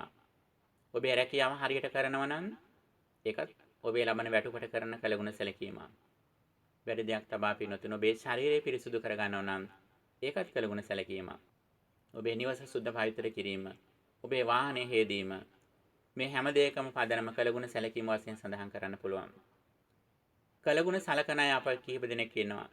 එක්කෙනෙක් තමයි අපේ අම්මට අපි කළ ගුණ සලකන්නට ඕන, දෙමව්පියන්ට කළ ගුණ සැලකීම. ඊළඟට අපි ඉගෙනගත්තු පාසලට අපේ පාසල් මාතාවට අපි කළ ගුණ සලකන්නට ඕන. ඒ වගේම මාතෘ භූමියට අපි උපන්න මව්බිමට අපි සලකන්නට ඕන. තමන්ගේ දෙමව්පියන්ට, තමන්ගේ ඉගෙනගත්තු පාසලට, තමන් උපන් රටට අපි කළ ගුණ සලකන්නට ඕන. කොහොමද කළ ගුණ සලකන්නේ? අපි මේ දේවල් වල ගෞරවයට හානි කරන දෙයක් කරන්න හොඳ නැහැ. මේ දේවල් තවත් සුළු දෙයකින් හරි ඉස්මතු කරන්න, ඉහළ තලයකට ගෙනියන්න අපි උදව්වක් කරන්න ඕන. අපේ අම්මා තාත්තට, අපේ පාසලට, අපි උපන් භූමියට හානියක් වෙන දෙයක් කරන්න හොඳ නැහැ. ඒ උපන් භූමියෙන් කොහේ ගියත්, ලෝකේ කොයි රටක හිටියත් තමන් ඒ රටේ ගෞරවයට හානි වෙන දෙයක් කරන්න හොඳ නැහැ. ඒ රටේ ආර්ථිකයට හානි වෙන දෙයක් කරන්න හොඳ නැහැ. ඒ සමාජයේ පිරිහෙන දෙයක් කරන්න හොඳ නැහැ. අපට පුද්ගලිකව හානියක් වෙන්න පුළුවන්. නමුත් රටක් වශයෙන් හානි වෙන දෙයක් කිසි විටකත් අපි කරන්න හොඳ නැහැ. ඒක අකෘතඥ භාවයක්. පින්නතුනි අපි මේක මනවින් තේරුම් ගන්නට ඕන. අපි රැකියාවක් කරනවා නම් ඒ රැකියාව කරන ස්ථානයේ දිනු වෙන විදිහට අපි වැඩ කරන්න ඕන. එතන පිරිහෙන වැඩ කරන්න හොඳ නැහැ. එතන ලබන වැටුපෙන් තමයි අපි කුසගින නිවාගන්නේ. අපේ දරුවන් පෝෂණය කරන්නේ. ඒ නිසා තමයි වැඩ කරන ස්ථානට ගරු කරන්න. හිසනාවල එතනින් පිට වෙන්න. එතෙන්ට උපරිම දියුණු වෙන විදියට ජීවිතේ කටයුතු කරන්න. අපි උපන් රට කොච්චර වටිනා රටක්ද? මේ රටේ ගෞරවය, කීර්තිය, ආර්ථිකය මේ දේවල් වලට හානි වන කිසිම දෙයක් කරන්න එපා. තමන්ගේ අතින් දෙයක් වියපැහැදම් කළා හරි ඒ රට ඉහළ තලයකට ගෙන යන්නට අපි මහන්සි ගන්නට ඕන. මේ කළගුණ සැලකීම නොතිබෙච්ච නිසායි පින්වතුනි අපි සමාජයක් විදියට දින දින පිරෙන්නේ. ඒ නිසා මේ ගුණය මංගල කාරණයක් විදියට අපට සඳහන් කරන්න පුළුවන්. එතකොට ගාරවෝච නිවාතෝච සන්තුට්ඨේච කතඤ්ඤුතා කළගුණ සැලකීම. කාලේන ධම්ම ශ්‍රවණං සුදුසු කල්හි ධර්ම ශ්‍රවණය කිරීම. තමන්ට පරිසරයක් සකස් වෙච්ච හැම වෙලාවකදීම බණ දහම් අහලා තමාගේ ගුණ දහම් දිනු වෙන විදිහට වාසය කරන්න ඒකත් මංගල කාරණයක් බවට පත් වෙනවා. කන්තේච සෝවචස්සතා සමනාඤ්ඤ දස්සනම් කාලේන ධම්ම සාකච්ඡා ඒත මංගල මුත්තම. කන්තේච ඉවසීම. සෝවචස්සතා සෝච බව මනාව ඇහුම්කන් දීම. යමෙක් කියනකොට තමන්ගේ දේශාන් යොමු කිරීම මංගල කාරණය. සමනානංච දස්සනම් ශ්‍රමයන් වහන්සේලා දැකීම. තමන්ගේ ඇස ප්‍රිය මනාප ඇති වෙන දෙයක්, තමන්ගේ කුසලයේ දිනවන දෙයක් ශ්‍රමයන් වහන්සේලා දකින්න ලැබීම මංගල කාරණය. අපි දන්නවා ථේරවාදී බෞද්ධ රටවල් බුරුමය, තායිලන්තය, කාම්බෝජය, ලාओසය මේ වගේ රටවල් විශේෂයෙන්ම උදෑසන අවදි වෙනකොටම ස්වාමින් වහන්සේ කෙනෙක් දකින අදහසින් ස්වාමින් වහන්සේ කෙනෙකුට පිණ්ඩපාතේ බෙදන අදහසින් තමයි නැගිටින්නේ. එය සලකන්නේ උදෑසන ස්වාමින් වහන්සේ කෙනෙක් දැකීම තමන්ගේ දවසේ සුබ ලකුණක් විදිහටයි සලකන්නේ. ශ්‍රී ලංකාවේ බොහෝ සදහවත් පින්වතුන්ගේ මේ ආකල්පය තියෙනවා. මේ මංගල කරුණ අපි තේරුම් ගත්තු නිසායි අපි මේ විදිහට ස්වාමින් වහන්සේලගේ දැකීම මංගල කාරණයක් විදිහට අපි සලකන්නේ. කාලයෙන් ධම්ම සාකච්ඡා සුදුසු කල්හි ධර්ම සාකච්ඡා කිරීම මංගල කාරණයක් විදිහට සලකනවා. ඒ වගේම තපෝච බ්‍රහ්මචර්යංච ආර්ය සත්‍යාන දස්සනං නිබ්බාන සත්‍ය කිරියාච ඒතම් මංගල මුත්තමම්. සිල්වත් ජීවිතයක් ගත කිරීම නැත්නම් තපස් ජීවිතයක් ගත කිරීම මංගල කාරණයක් විදිහට සලකනවා. එදා ಭಾರತ ජන සමාජයේහි ඔවුන් ගෘහස්ත ජීවිත ගත කළා අවසාන කාලයේහි සිල්වත්ව වනගතව වාසය කළා. මේක ඔවුන්ගේ ආධ්‍යාත්මික පාරිශුද්ධිය සඳහා පරලෝ සුගතිගාමී වීම සඳහා මෙන්න මේ තපෝ ගුණය ඔවුන් ක්‍රියාත්මක කළා. කාම සම්පත්තියෙන් වෙන් වෙලා බ්‍රහ්මචාරී ජීවිතයක් ගත කිරීම මේ මංගල කාරණයක් විදිහට සඳහන් කරනවා. ආර්ය සත්‍යාන දස්සනම් චතුරාර්ය සත්‍ය තේරුම් ගැනීම. නිබ්බාන සත්‍ය කිරියාච නිවන සාක්ෂාත් කිරීම. පින්වතුනි මේවා මංගල කාරණා විදිහට සඳහන් කරනවා. එතකොට බලන්න පින්වතුනි අර අසේවනාච බාලාණන් කියන තැනින් පටන් අරගත්තු මේ ගමන් මඟ ක්‍රමයෙන් ඉහළට ඇවිල්ලා චතුරාර්ය සත්‍ය තේරුම් ගැනීම දක්වාම මේ ඉහළට යන ආකාරය බලන්න. චතුරාර්ය සත්‍ය තේරුම් ගැනීමත් මංගල කාරණයක් විදිහට සඳහන් කළා. ඊළඟට සඳහන් කරන්නේ මොකද්ද? නිබ්බාන සත්‍ය කිරියාච නිවන සාක්ෂාත් කිරීම උතුම් මංගල කාරණයක් කියලා. මෙන්න මෙහෙම හිටියොත් ඒතන ඇත්තාට පුළුවන්කම ලැබෙනවා. පුට්ටස්ස ලෝක ධම්මේහි චිත්තං යස්සන කම්පති අශෝකං විරජං එහෙමං ඒතම් මංගල මුත්තමං. මේ පෙරලෙන කරකැවෙන ලෝකයේහි අටලෝ දහමෙන් වෙනස් වන මේ ලෝකයේ තුල ඔහුට නොසැලෙන අකම්පිත සිතක් ඇති කරගන්න පුළුවන් නම් අශෝකං ශෝක නොකර සිටීම, විරජං රාගයෙන් තොර වීම, කේමං ශාන්තියටපත් වීම. මේ පින්නතුරි නිවන ගැන මේ කියන්නේ. අන්නේ නිර්වාණේ ලක්ෂණය මේ විස්තර කරන්නේ. අශෝකං විරජං එහෙමං ඒතම් මංගල මුත්තමං. ශෝක නොකර සිටීම, කෙලෙස් මල දුරු කිරීම, ക്ഷേම භාවයට නිවීමටපත් වීම ඉහළම මංගල කාරණයක් විදිහට සඳහන් කරනවා. ඒතා දිසානි කත්වාන සබ්බතම පරාජිතා සබ්බත සොත්තිං ගච්ඡanti තං තේ සම්මංගල මුත්තමං. මෙන්න මේ දිසාවන් මේ කරුණු සාර්ථක කරගන්න කෙනා සබ්බත් අපරාජිතා සියලු තැන් අපරාජිතව වාසය කරනවා. සබ්බත සොත්තිං ගච්ඡanti තං තේ සම්මංගල මුත්තමං. ඔවුන්ට මංගලයක් වෙනවා. සියලු තැන්හි යහපතට සුවයටපත් වෙනවා කියලා සඳහන් කරනවා. සියලු තැන් කියන්නේ මොකද්ද? මව්පියන්ට උපස්ථාන කිරීම, දරුවන්ට සැලකීම, ස්වාමි භාර්යාවන්ට සැලකීමෙන් පටන් ගත්තු මේ දේ සිල්වත් ජීවිතය ගත කිරීම ඔස්සේ යහපත් වචන කතා කිරීම, නිවැරදි කර්මාන්ත සම්මා ආජීවයේ ඔස්සේ ඉදිරියට ඇවිල්ලා අත්ථ සම්මා පනිදිච කියන කාරණේ ඔස්සේ තමන්ගේ සිත සංවර කර ගැනීම ඔස්සේ ආපු මේ ගමන අරිය සත්‍යාන දස්සනම් චතුරාර්ය සත්‍ය අවබෝධයෙන් නිර්වාණය සාක්ෂාත් කිරීම දක්වා මේ යන ගමන් මාවතෙහි පින්නතුනි බලන්න ක්‍රමයෙන් අපේ ජීවිත සඵල වෙන ආකාරය මේ කරුණ අපි අනුගමනය කළොත් අපේ පින්කම් කරනවා යුතුයකම් කරනවා මිතුදම් කරනවා ඒ වගේම අපි නිවනට හේතු වන කාරණා සිදු කරනවා. එතකොට ඒකාතකින් ගෘහස්ත ජීවිතයේ සාර්ථක කරගෙන කොහොමද අපේ ගෙදර ජීවිතය සඵල කරගන්නේ කියලා විස්තර කරනවා. අපි අධ්‍යාපනය ලැබලා අපි වෘත්තීය ජීවිතය සාර්ථක කරගන්න විදිය සඳහන් කරනවා. යහපත් වචන කතා කිරීම, සිල්වන්ත භාවය ආදී කරුණු ඔස්සේ අපේ සමාජීය ජීවිතය සාර්ථක කරගන්න ආකාරය පැහැදිලි කරනවා. ඒ වගේම ධර්ම ශ්‍රවණය කිරීම, ධර්ම සාකච්ඡා කිරීම ආදිය තුලින් හිත සංවර කරගෙන කුසල කර ගැනීම, පුබ්බේචකත පුඤ්ඤත ආදී ලක්ෂණ විස්තර කරනවා. පින දිනු කරගන්න ආකාරය.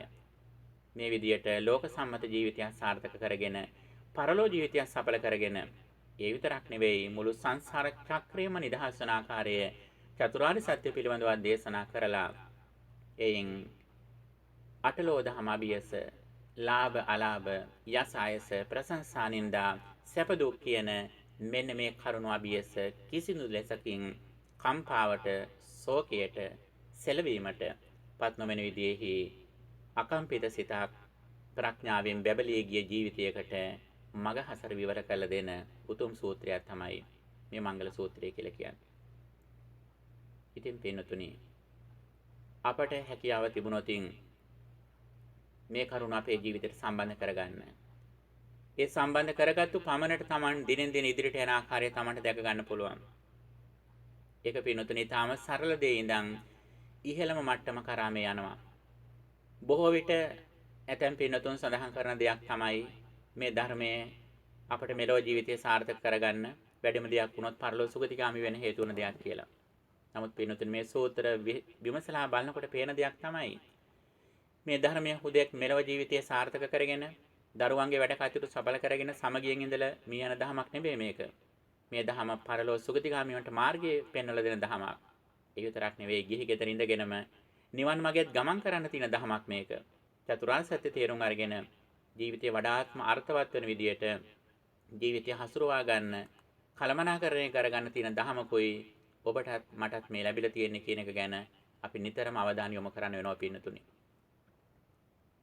ඉතින් මේ කරුණු සාකච්ඡා කිරීමේදී අපි ප්‍රධාන වශයෙන් කරුණු කිහිපයක් පැහැදිලි කරන්න බලාපොරොත්තු වෙනවා. එකක් තමයි අපේ මෙලොව ජීවිතය සාර්ථක කරගන්නට නිවසේ යුතුයකම් කරන ගමන් මේ කෘතවේදීත්වය කියන කාරණය. කලගුණ සැලකීම කියන කරුණ ගැන අපි නිතර අවධානය යොමු කරන්නට ඕන. ඒ වගේම ධර්ම ශ්‍රවණය, ධර්ම සාකච්ඡාව කියන දේ අඛණ්ඩව පවත්වා ගන්නට උත්සාහ ගන්නට ඕන. මේක ඊටම වැදගත් කාරණයක්. එතකොට මේ ජීවිතය අපි සතුටෙන් ගත කරන්න මූලික පදනම අපේ නිවස. අපේ නිවසේදී යුතුයකම් ටික මැනවින් කරන්නට ඕන. අපි බාහිර ජීවිතය සාර්ථක කරගන්න කලින් අපි ඉන්න තැන නිවස ලස්සන තැනක් කරගන්නට ඕන. එහෙම කරන්න පුළුවන්කම තියෙන්නේ ඒ නිවසේ ඉන්න අය එක අතකින් තමන්ගේ යුතුයකම් කරන්නට ඕන. අනිත් අතින් සිල්වන්ත වෙන්නට ඕන. අනිත් අතින් පරිත්‍යාගශීලීත්වය පුරුදු කරන්නට ඕන. තමන් ජීවත් වෙන කාලයේහි අනිත් අයගේ සිත දිනා ගන්නට හේතු වන කරුණු අතුරින් බුදුරජාණන් වහන්සේ මුල්ම කරුණු විදිහට දේශනා කළේ යුතුයකම් සිදු කරන්නට ඕන. මංගල සූත්‍රය විතරක් නෙවෙයි විශේෂයෙන්ම සිංහලවාද සූත්‍රය දැක්වෙන විදිහට සමාජයේ හැම ස්තරයකම ඉන්න අයගේ යුතුයකම් තියෙනවා. යුතුයකම් සමුදායක්. අන්නේ යුතුයකම් අපි මනවින් ඉටු කරොත් තමයි අපේ සමාජ ජීවිතය සාර්ථක වන්නේ.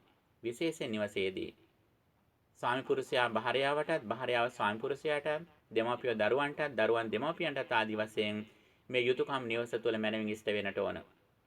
ප්‍රිය වචන කතා කරන්නට ඕන. ඒ වගේම මේ විශ්වාසවන්ත භාවයේ තවත් දිනු වෙන්න දන් දෙන්නට ඕන. දදම් මිත්තානි ගන්තතේ කියපු විදිහට පරිත්‍යාගශීලීත්වය දිනු කරන්නට ඕන. තවත් ඉදිරියට ගිහිල්ලා අපි පින්නතුනි නිවස තුලම මෙත් සහගතව මෛත්‍රියෙන් වාසය කරන්නට ඕන. ඒ වගේම සිල්වන්ත ජීවිතයක් ගත කරන්න ඕන. මෙන්න මේ කරුණු තමන්ගේ ගෘහස්ಥ ජීවිතය සාර්ථක කරගන්න හේතු වෙනවා. එතනින් බාහිරට ගියාට පස්සේ ඥාතීන්ට සංග්‍රහ කළා අපේ ඥාතීන් අතරිනුත් අපි විශ්වාසවන්ත භාවයේ ගෞරවයේ කීර්තිය දිනා ගන්නට ඕන. තවත් ඉහළට ගිහිල්ලා අපි අධ්‍යාපනික ජීවිතය සාර්ථක කරගන්නටත් ඕන.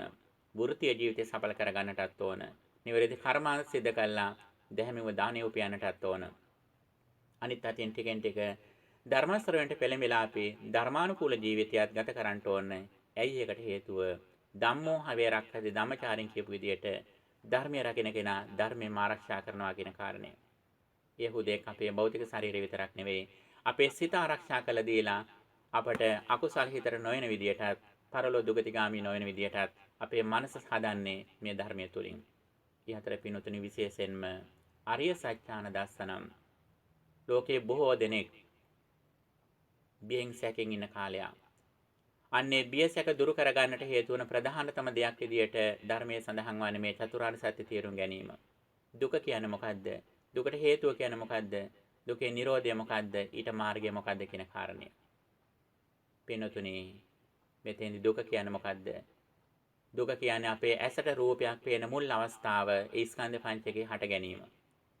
අන්න ඒක අපි මනවින් තේරුම් නොගත්තොත් අපි හටගෙන නිරුද්ධ වෙන ස්කන්ධ පංචකයට ආසා කළා නැවත බාහිර රූපයක් ඇතයි කියලා හිතලා බාහිරට නැඹුරු වෙනවා. අන්නේ නැඹුරු වීම දුක සමුදය දුකට හේතුව. අන්න එකකින් අපි දුර වෙනවා නම් දැන් මේ අසන දකින දේවල් නිරුද්ධ වෙච්ච දෙයක් අපි මනසින් දකින්න කියලා අවබෝධයට පත් වුණොත් අපට දුක්ඛ නිරෝධයට යන්න පුළුවන්. අර හටගත් ස්කන්ධ පංචකයේ නිරෝධය දැකීම දුක්ඛ නිරෝධය. අන්නේ දුක්ඛ නිරෝධයට මාවත විදිහට සලකන්නේ සතර සතිපට්ඨානය නැත්නම් ආරෂ්ඨික මාර්ගය. මෙන්න මේ ආරෂ්ඨික මාර්ගයේ වඩන තරමට පින්නතුනි අපේ ජීවිතය සුරක්ෂිතයි. අපි සම්මාදිට්ඨියෙන් ඉඳගෙන යහපත් සංකල්පන ඇති කරගෙන නිවැරදි වචන කතා කරමින් කායිකව නිවැරදි වෙලා නිවැරදි ජීවනෝපායකින් අපේ නිවැරදි උත්සාහයකින් නිතර සතිමත්ව වාසය කරොත් අපේ හිත සමාධිමත් කරගන්නට අපට අවස්ථාවක් තියෙනවා. ඒ සමාධිමත් වෙච්ච පමණට අපේ මේ අනිත්‍ය දුක්ඛ අනාත්ම කියන ත්‍රිලක්ෂණ මෙනෙහි කරන්න ඕන.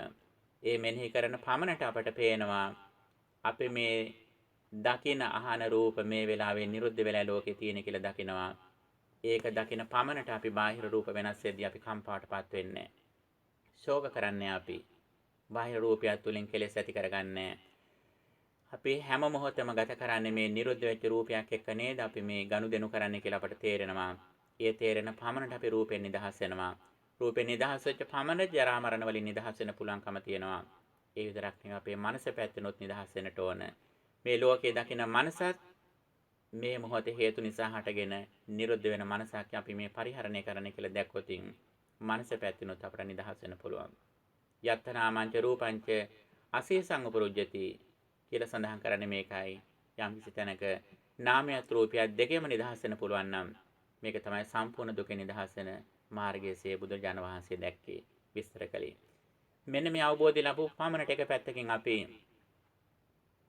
මෙහි උපරිම අවබෝධය වන කෙලෙස් වලින් නිදහස් වෙච්ච පුද්ගලයා තවදුරටත් මේ ලෝකේ වාසය කරනවා.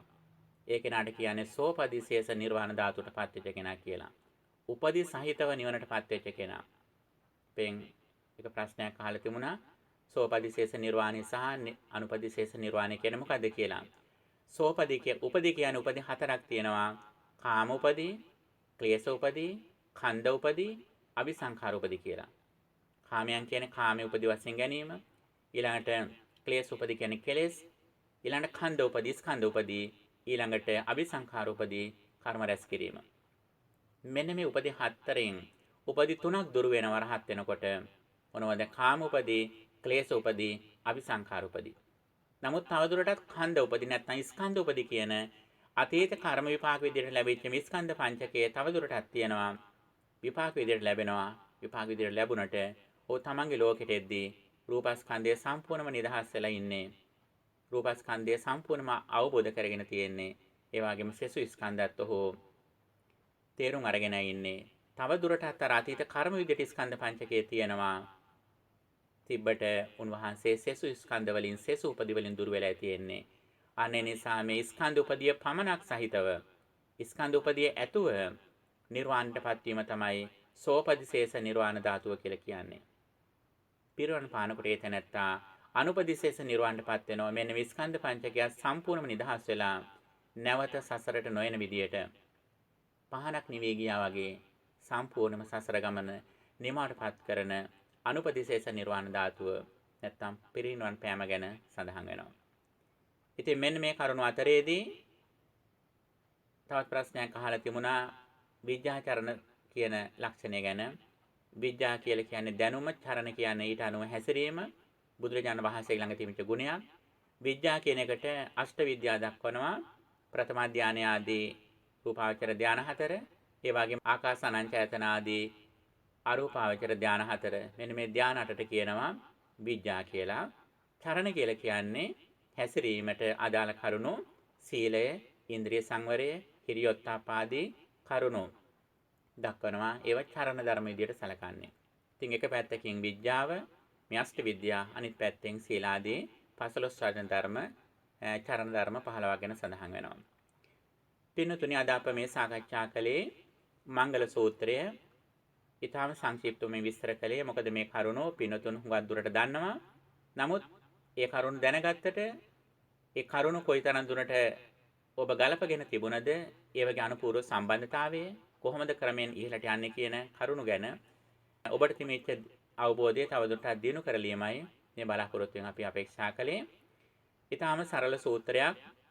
නමුත් සරල සූත්‍රයක් වුණාට සරල බව වගේම මේ සූත්‍රය තුල ගැඹුරු බවක් තියෙනවා. මොකද අවසාන මංගල කරුණ විදිහට සැලකන්නේ නිර්වාණයටපත් වීම.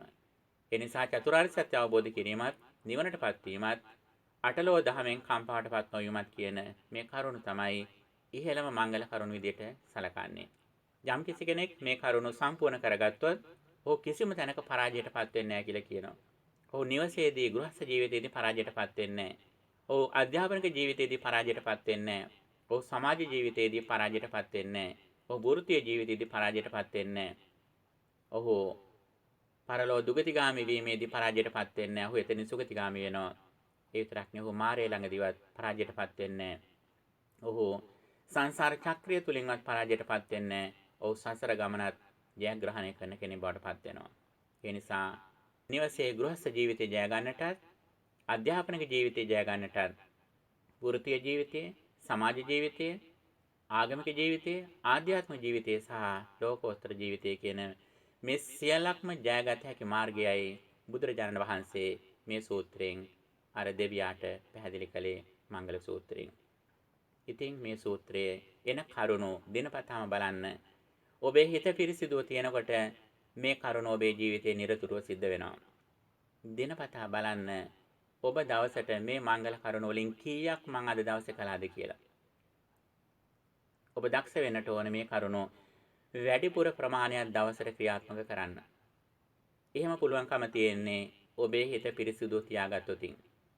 හිත පිරිසිදුව තියාගන්න පුළුවන්කම තියෙන්නේ පණ්ඩිතානංච සේවනං කියපු විදිහට සත්පුරුෂයන් ආශ්‍රය කරමින් ධර්ම ශ්‍රවණය, ධර්ම සාකච්ඡාව අඛණ්ඩව පවත්වා ගත්තොත් තමයි ඔබේ හිත වඩාත්ම පිරිසුදු කරගෙන අඛණ්ඩව මේ පාරිශුද්ධත්වයේ කරා යන්නට පුළුවන්කම තියෙන්නේ.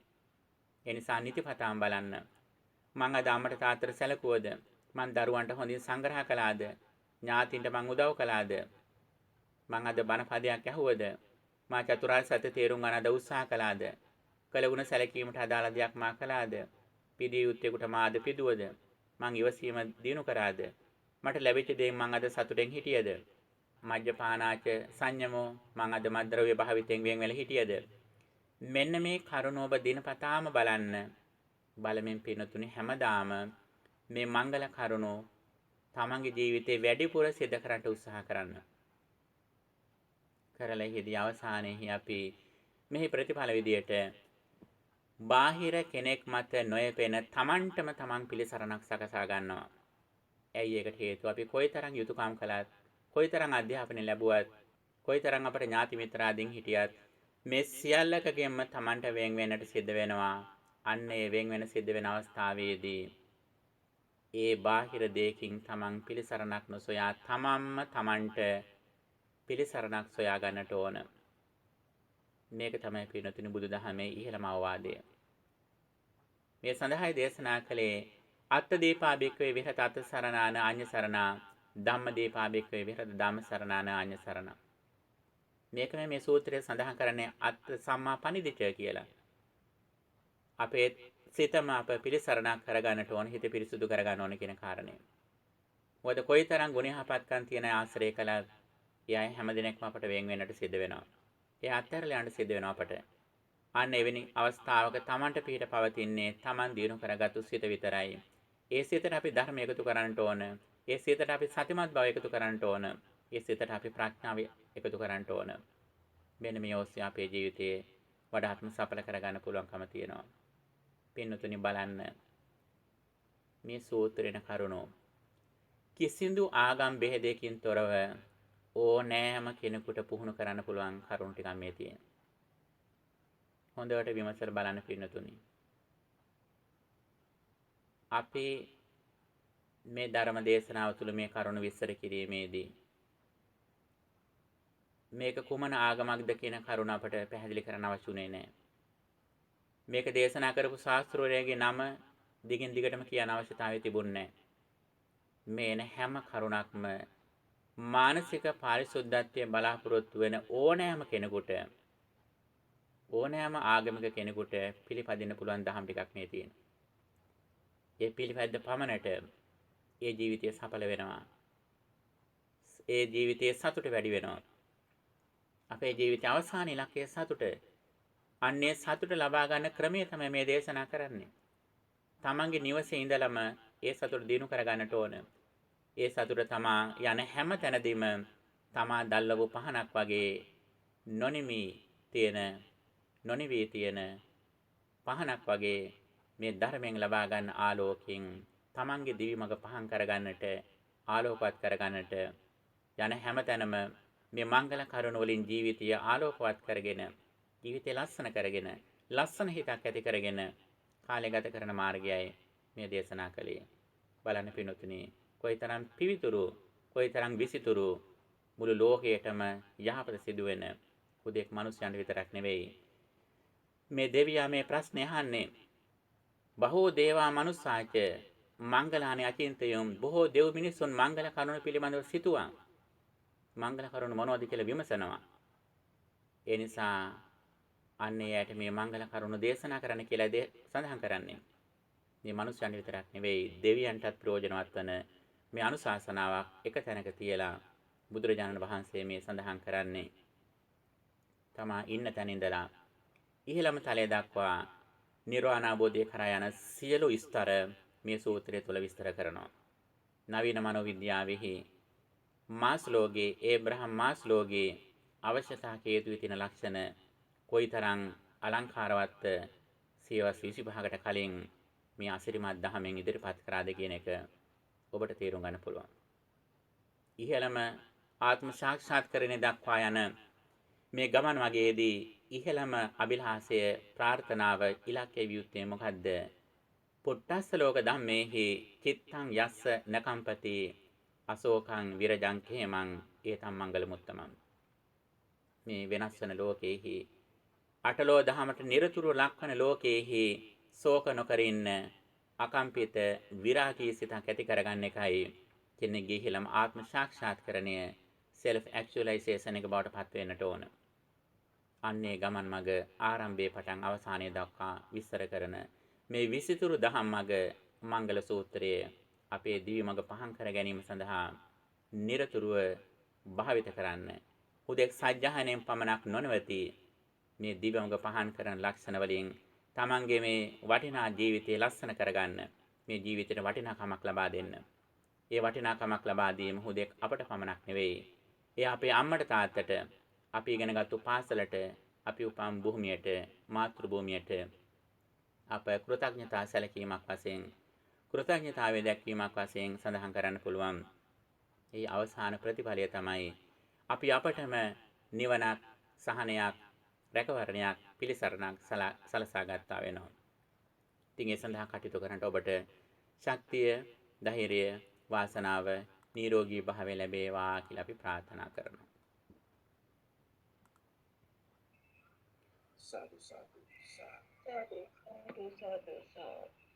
හොඳයි පින්නතුන්ට මේ සූත්‍රය ආශ්‍රයෙන් අපි සඳහන් කරපු කරුණු වලින් කොමන හෝ ප්‍රශ්නයක් විමසන්න තියෙනවා නම් අපි ඒකටත් අවස්ථාව ලබා දෙනවා.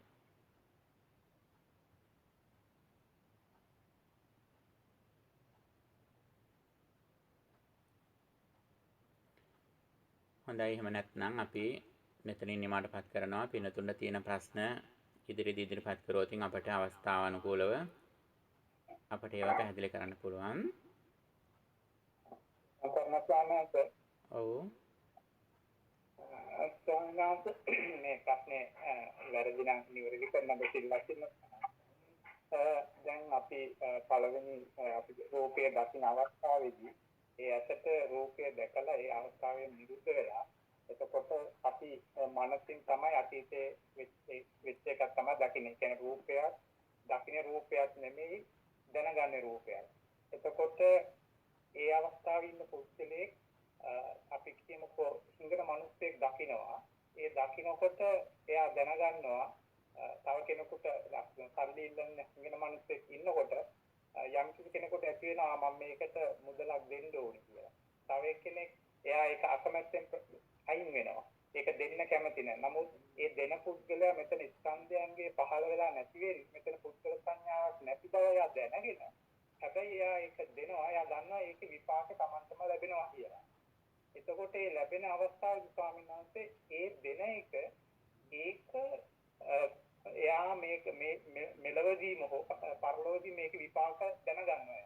එතකොට මේ අවස්ථාවේදී එයා කැමැත්තෙන් ඒක වැඩිපුර දෙනකොට එතන ඇති වෙන Tamanට ඇති වෙන ආසාව පිළිබඳ චුට්ටක් මට පැහැදිලි කරගන්න පුළුවන්. මේක දැන් මේ වෙනි කාරණයකදී අපිට පේන දෙයක් තමයි දැන් ඔබතුමානේ මේ ප්‍රශ්නේ අහන්නේ. එතකොට ඔබ දන්නවා දැන් මේකේ සම්පූර්ණ ක්‍රියාවලිය දන්නවනේ. එතකොට එවැනි ක්‍රියාවලියක් දන්න කෙනෙක් මේ දානයක් දීලා දිගින් දිගටම ආශා කරනවා කියලා ඒක අපට හිතන්න බෑනේ ඇත්තෙන්ම. ඔබ දන්නවා ඇත්තටම ඔබ මේක දෙන්නයි. ඔබ දුන්නා. ඒක හරි. ඒක කුසලයක් හෝ ඒක යුතුයකමක් කළා. ඔබ තවදුරටත් ධර්මය තුල ඉන්නවා. එතකොට ඒකෙන් ලැබෙන ආනිසංස ටිකක් ලැබෙනවා. එතකොට ඒකෙන් යම්කිසි ආනිසංසයක් ලබාගෙන නිරෝගී භාවය හෝ තවත් දෙයක් ලබාගෙන ඔබට ඊළඟ පියවරට ධර්මය රකින්න ඔබ ඒක ආශිර්වාදයක් කරගන්නවා. සාමාන්‍ය ඵලයා මට්ටමේ අවබෝධ තියෙන කෙනා එයා ඒක කුසලයක් කළා මම මේ සත්‍යයට දානයක් දුන්නා කියලා ඒකට අවසාන මොහොතේ සිහි කළ සුගතිගාමී වෙන්නත් පුළුවන්. එතකොට මේක සම්පූර්ණයෙන්ම යන්නේ මේ ධර්ම අවබෝධයත් එක්ක ඒ ලැබෙන පමණට තමා පින්කම් කරන මට්ටම තමා හඳුනා ගන්නවා. ඒක තමා ජීවිතයට කරදරයක් කරගන්නේ කරන්න පුළුවන් වුණොත් කරනවා. එහෙම කරන්න බැරි වුණත් තමන් ඊට වඩා දහමක ඉන්නේ. ඒ දහම තුළ ඉඳලා තමන් සතුට වෙනවා. හැබැයි තමා ලෝක සම්මත විදියට මේ දේවල් කරනවා. උදෙක් පිනක් සිද්ධ කරගන්න විතරක් නෙවෙයි. ඉහළම මට්ටමට ගිහිපු කෙනා විශේෂයෙන් සමාජ සම්මත චාරිත්‍ර දිහා බලනවා. දැන් බුදුරජාණන් වහන්සේ වුණත් තමන්ගේ ඥාතින සැලකුවා. ඒක කාරණා කිහිපකින් සිදුුනේ කතකෙන් උන්වහන්සේ ඥාතින තිමිච්ච මෛත්‍රිය නිසා අනිත් දේ තමයි ලෝක සම්මත විදියට ඥාතින්ටවත් කෙනෙක් නොසලකුවොතින් සමාජ සම්මත විදියට මිනිස්සු දෝෂාරෝපණය කළ අකුසල කරගන්නවා. මෙච්චර ලෝක ලෝකෝත්තර ධර්ම දේශනා කරපු කෙනෙක් ආමසෙන් තමන්ගේ අම්මට තාත්තටවත් සැලකුවේ නැහැ කියලා සමාජිනු දෝෂාරෝපණය කරනවා. එතකොට අපි මේ ධහම රකින්නේ එකwidehatකින් අපේ ජීවිතයට යහපතක් සිදු කරගන්න වගේම අනිත් අතින් අනිත් කෙනාට යහපතක් සිදු වෙනවා වගේම තව කෙනෙක් අයහපතට එළඹෙන අවස්ථාවක් තියෙනවා නම් ඒක වළක්වන්නටත් අපි මේ දේවල් කරනවා.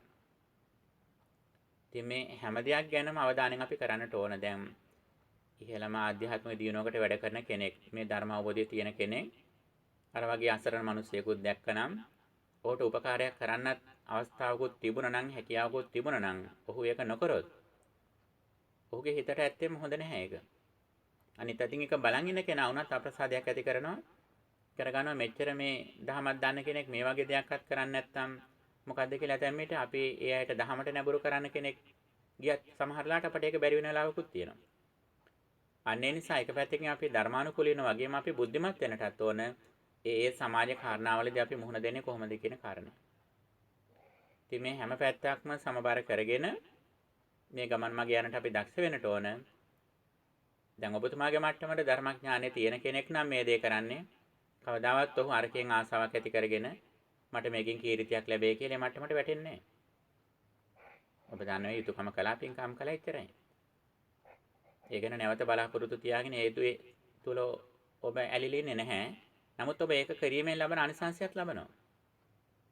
ඒ අනිසංසයත් ලැබෙනවා ධර්මයන්ට ඒකත් උපකාරවත් බව කරගෙන ඉදිරියට යනවා. යම්කිසි කෙනෙක් දෙයක් නොකරමින කෙනෙකුට වඩා සාමාන්‍ය ධර්මඥානය තියෙන කෙනෙක් දානයක් නොදීම ඉන්නවට වඩා අරක දීලා ආසාවක් ඇති කරගත්තත් කමක් නැහැ යා. මොකද යාගේ ඒ කුසලය ප්‍රබලයි ඒ වෙලාවේ. ඔහු සද්භාවයෙන් ඒක දෙන්නේ.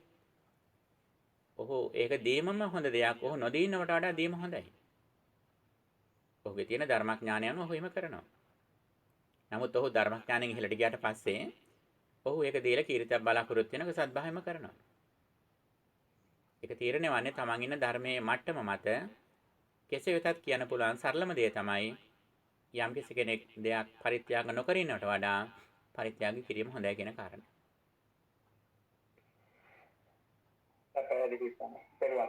හොඳයි ඊට ස්වාමීන් වහන්සේ මට පොඩ්ඩක් කතා කරන්න පුළුවන්ද? ඔව් ප්‍රශ්න අහන්න. ස්වාමීන් වහන්සේ දැන් අපි දානයක් දෙනකොට ස්වාමීන් වහන්සේ හරි දැන් හිඟන්නෙකුට කැම ටිකක් දෙනවා කියමු. ඒ දෙන්නේ පින් ගැන හිතලා නෙමෙයි.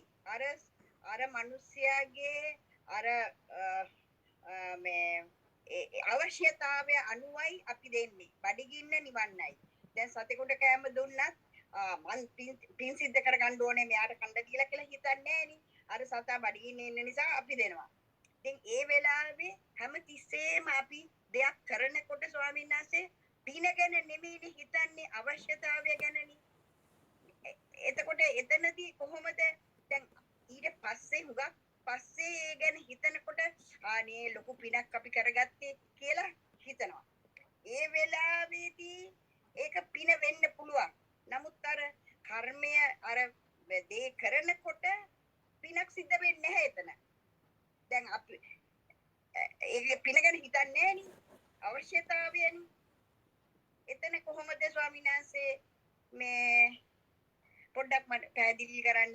ඒක දැන් අපි කිසිම කෙනෙක් මං හිතන්නේ උදව්වක් කෙනෙකුට කරනකොට ඉස්සෙල්ලා පින ඉස්සරහට දාලා නෙමෙයි කරන්නේ. එහෙම නේද ස්වාමීන් වහන්සේ? මේක දැන් දන් දීම ක්‍රම දෙකකට දෙනවා. එකක් තමයි පූජා බුද්ධියෙන් දෙන එක. අනිත් එක අනුග්‍රහ බුද්ධියෙන් දෙන එක. දැන් දාන දෙන ක්‍රම දෙකක් ප්‍රධාන වශයෙන් මේක. පූජා බුද්ධියෙන් කියන්නේ යම්කිසි කෙනෙකුගේ ගුණයන් සලකාගෙන ස්වාමීන් වහන්සේලාට දෙන්නේ බුද්ධ පූජා පවත්වන්නේ මේක පූජා බුද්ධියෙන් කරන දෙයක්. එතකොට ස්වාමීන් වහන්සේලා බඩගින්නෙන් ඉන්න හින්දා නෙවෙයි අපි කැම දෙන්නේ. දාන පූජා කරන්නේ. බුදුරජාණන් වහන්සේටත් එහෙමයි. එතන දෙන්නේ ඒ ලබන පුද්ගලයාගේ පූජනීයත්වය සලකාගෙන. අනිත් දේ තමයි අනුග්‍රහක බුද්ධිය. යම්කිසි කෙනෙක් දුගී මගී යාචක ආදීන් කෙනෙක් අසරණ සතෙක් දැකලා ඒ සතාගේ අවශ්‍යතාවය සලකාගෙන දන් දීම. මේක තමයි දන් දෙන ක්‍රම දෙක ප්‍රධාන වශයෙන්. එතකොට මේ කුමන දේන් දුන්නත් වන්නේ අපේ හිතේ පරිත්‍යාගශීලීත්වය නෙමෙයි ඇති වෙන්නේ. අපි ඒක අත්හැරීම දීම. ඒතර අන්නේ දීමට තමයි දාන චේතනාව කියලා කියන්නේ. එතකොට දේම අත්හැරෙන අවස්ථාවේදී අපේ හිතෙන් ඒක අත්හැරීම මේක තමයි ත්‍යාග ගුණයේ පරිත්‍යාගය කියලා කියන්නේ. එතකොට දෙන අවස්ථාවේදී සම්පූර්ණම තියෙන්නේ පරිත්‍යාගය කියන එක. ඒක ආනිසංස හිතලා දෙනවද නැද්ද දෙනව කියන එක ඒක වෙනම කාරණයක්. එතකොට සමහර කෙනෙක් මේක දෙන්නේ ඒ ලබන කෙනාට තියෙන අවශ්‍යතාවය සලකාගෙන මෛත්‍රියෙන් ඒක දෙනවා. ඒත් ඔහුගේ පරිත්‍යාගශීලීත්වය වෙන්නේ. තවත් කෙනෙක් මේක පිනක් බව තේරුම් අරගෙන දෙනවා. එහෙම කරන්නත් පුළුවන්. එහෙම දුන්නේ කියලා වරදක් නෙවෙයි ඒක. ඒක ඇතැමිට අනිසංස වැඩි වෙන්නත් හේතුවක්. ඒ නිසා පින සමහර අය සසර කර්මයක් විශ්වාස නොකරන, පරලොවක් විශ්වාස නොකරන අය දන් දෙනවා. ඒ අය පින් ලබන අදහසින් නෙවෙයි කරන්නේ. ඒ අය මානව දහමක් විදියට, ගුණ දහමක් විදියට, සමාජ සදාචාරය අගය කරන හැටියට ඒ අය පරිත්‍යාග කරන අය ඉන්නවා. එතකොට ඒ අයටත් ඒකෙන් කුසලයක් වෙනවා. නැත්තේ නෑ. ඒ අය කර්මය අදහගෙන නොකර දුන්නත් ඒ අයට කුසලයක් වෙනවා. ඒකෙන් ඇතැම්ට සුගතිගාමී වෙන්නවත් පුළුවන්. නමුත් බෞද්ධයෙක් වශයෙන් යමක් දෙනකොට නිතර කියන දෙයක් තමයි විශේෂයෙන් වේලාම සූත්‍රය වගේ සූත්‍රවල දැක්වෙනවා.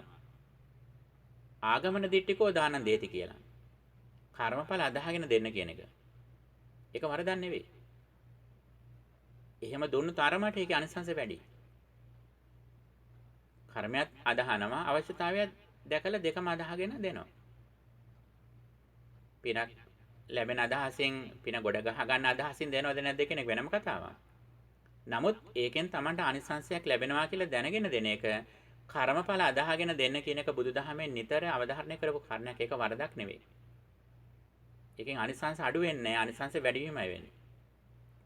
හැබැයි අපි ධර්මඥානය තියෙන හැටියට අපි දක්ෂ වෙන්නට ඕන. මේ දානය දීම නෙවෙයි අපේ අවසාන ඉලක්කය. මේ හැම දෙයක්ම අපි නිරෝගී භාවය, දීඝාසිරි සම්පත්තිය මේවා ලබාගෙන අවසානයේ කල්යාණ මිත්‍රත්වය ඔස්සේ ධර්මයේ ගැඹුරට ගිහිල්ලා මේ චතුරාර්ය සත්‍ය අවබෝධ කරගෙන දුකෙන් නිදහස් වෙන මේ අවසානයේ මෙතෙන්ට යන්නයි මේක උපකාරවත් කරගන්නේ කියන ඒ ගමන් මගේ අතරතුර තියෙන පියවරක් විදියට විතරයි ඔහු මේක දකින්නේ. අවසාන නිෂ්ඨාව විදියට නෙවෙයි මේ දාණය දකින්නේ. ඒකයි වෙනසකට තියෙන්නේ. හොඳයි ස්වාමීන් වහන්සේ බොහොම හොඳයි. තේරුණා. අවසරයි හාමුදුරනේ එතන වෙන්නේ හාමුදුරනේ කුසල මූලයක් එක්ක අපි ඒක මේ කුසල මූලයක් ඉදිරිපත් වෙච්ච හන්ද තමයි අපි දානයක් දෙන්නේ නේ හාමුදුරනේ. නැත්නම් ඒක දෙවෙන්නේ නැහනේ. නැත්නම් අනිත් විදිහට නෑනේ ලෝභයක් හැදිලා දෙන්නේ නැතුව ඉන්නෝනේ. ඔව් කුසල මූලයක් කියලා ඇත්තෙම අපි දාන්නේ අපි ධර්මයෙන් දන්නයි විදියට. නමුත් ධර්මය අපතරන් දන්නේ නැති ඇතැම් විට කර්මයක් ධර්මයක් කිසිසේත්ම විශ්වාස නොකරන කෙනෙක් ගත්තත් ඔහුගේ තුලත් මේකම ක්‍රියාත්මක වෙනවා. ඔහුගේ අවස්ථාවේදී අලෝභ සහගතව ඒක දෙන්නේ. දෙන අවස්ථාවේදී පරිත්‍යාගශීලීත්ව අවස්ථාවේදී ඔහුගේ අලෝභය තියෙන්නේ. සිත වේගෙන් ක්‍රියාත්මක වෙනවනේ. මේ සිත වේගවත් දෙයක් නේ. ඒකෙන් පස්සේ Taman කොච්චර දේවල් ලබනවද නැද්ද කියන එක වෙනම ආකල්පයක්. නමුත් දෙන අවස්ථාවේදී සම්පූර්ණ පරිත්‍යාගශීලීත්වය තියෙන්නේ. ඒ අවස්ථාවේදී අලෝභය තමයි ක්‍රියාත්මක වෙන්නේ. නමුත් ඒ අලෝභය වුණාට ඒක අර සාසවා පුඤ්ඤ භාගියා කියපු විදියට අවිජ්ජාපච්චය සංඛාරා කියන මට්ටමින් තමයි වෙල යන්නේ. පුඤ්ඤාභි සංඛාර කරාට අවිජ්ජාපච්චය සංඛාරා කියන මට්ටමින් තමයි හුින්නේ. එතන හාමුදුරනේ දැන් අර ඉස්සෙල්ලා ආපු මහත්යා ප්‍රශ්නෙට හාමුදුරන උත්තරේ වැටෙනවා වගේ මට තේරුණා හාමුදුරනේ. අපි කුසලයක් කරගත්ත දුගියෙක්ට කීයක් හරි දුන්නත් එතන ඒක නිරුද්ධ වෙන ඒ කුසල සංස්කාරය නිරුද්ධ වෙනවා කියලා දැක්කොත් හාමුදුරනේ එතකොට අපි ප්‍රඥාවෙන් දීපු දානයක් වෙනවද එතන? නැත්නම් අපිට එක පැත්තකින් ලෞකික කුසලයක් කරගන්න පුළුවන් ඇත්තෙම. ලෞකික කුසලයේ කරගෙන ඒකම අපට විදර්ශනා පැත්තෙන් බලන්නත් පුළුවන්. එතකොට අපි දෙපැත්තම දිනු කරන විදිහට එනවා. ඇත්තෙම බොහෝ විට අපි ওই ප්‍රශ්නේ නැගෙනවා පින්කම් කරනකොටයි. අකුසල කරනකොට අපි මොකක්වත් ඔය ගැන අහන්නේ නැහැ නේද? අකුසල කරනකොට අවිද්‍යාවෙන් නේද කරන්නේ අනේ වෙලාවේ මං කොහොමද ඉන්නේ ඕනේ කියලා කවුරුවත් ප්‍රශ්න අහන්නේ නැහැ. ඔක්කොම හිට ප්‍රශ්න අහන්න වෙන්නේ ওই දන් දෙනකොට, සිල් රකින්නකොට, මෛත්‍රී භාවනා කරනකොට එතන තියෙන අවිද්‍යාව ගැන තමයි කට්ටිය හුඟක් වරි වෙන්නේ. පින්නතුනි ඇත්තටම අපි එතන නෙවෙයි කලබල වෙන්න ඕන. අපි ප්‍රශ්න කරන්න ඕන අපි අවිද්‍යාවෙන් මේ අකුසල චේතනාවලින් කොච්චර වෙලාවක් දවසේ ඉන්නවදනේ? අපි ඔය දන් දෙන්නේ, සිල් රකින්නේ, මෛත්‍රී භාවනා කරන්නේ නැතෙමිට දවසෙන් කොච්චර ස්වල්ප වෙලාවක්ද? ඒ වෙලාව පින්නතුනි ඒකේ අවිද්‍යාවෙන් ඉඳගෙන හරි කරන්න කමක් නැහැ ඒක. ඒකෙදි වැඩිපුර හිතන්න යන්න එපා මේ වෙලාවේ අවිද්‍යාව යනවද මේක නිරුද්ධ වෙච්ච එක හිතාගෙන ඉන්නවද කියන එක එතෙන්ට එච්චර ලොකුවට හිතන්න යන්න එපා. එතන සත්භාවයෙන් උපරිමයෙන් කරන්න.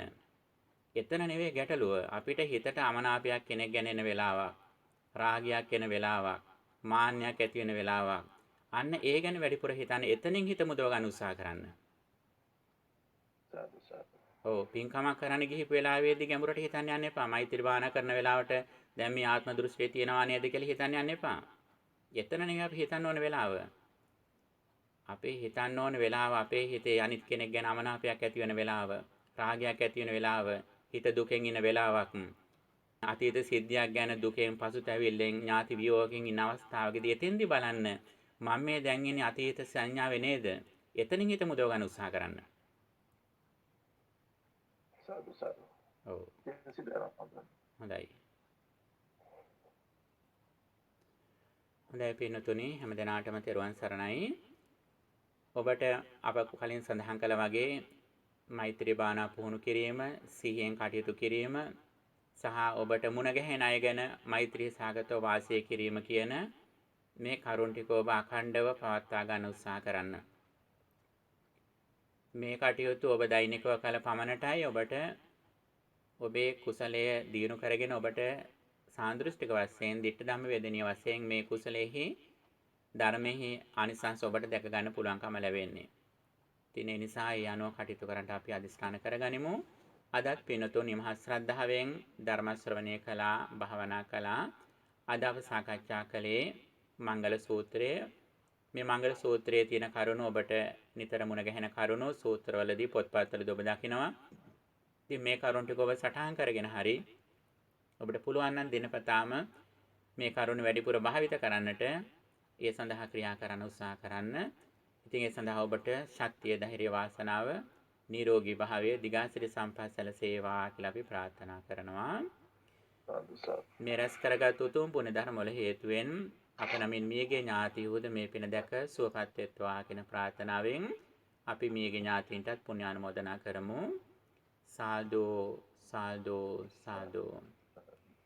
රැස් කරගත් මේ උතුම් පුණ්‍ය ධර්මයන්හි ආනිසංසය සම්මාදෘෂ්ටික දෙවියන්ුත් අනුමෝදන්ව ඔබ අප හැම දෙනාමත් සම්බුද්ධ ශාසනයත් ලෝකයත් රැකදෙත්වා කියන ප්‍රාර්ථනාවෙන් අපේ දෙවියන්ටත් පුණ්‍යානුමෝදනා කරමු. ආකාසට්ඨා ච බුම්මට්ඨා දේවා නාග මහිද්దికා පුඤ්ඤන්තං අනුමෝදිත්වා චිරං රක්ඛන්තු ශාසනං. ආකාසට්ඨා ච බුම්මට්ඨා දේවා නාග මහිද්దికා පුඤ්ඤන්තං අනුමෝදිත්වා චිරං රක්ඛන්තු දේශනං.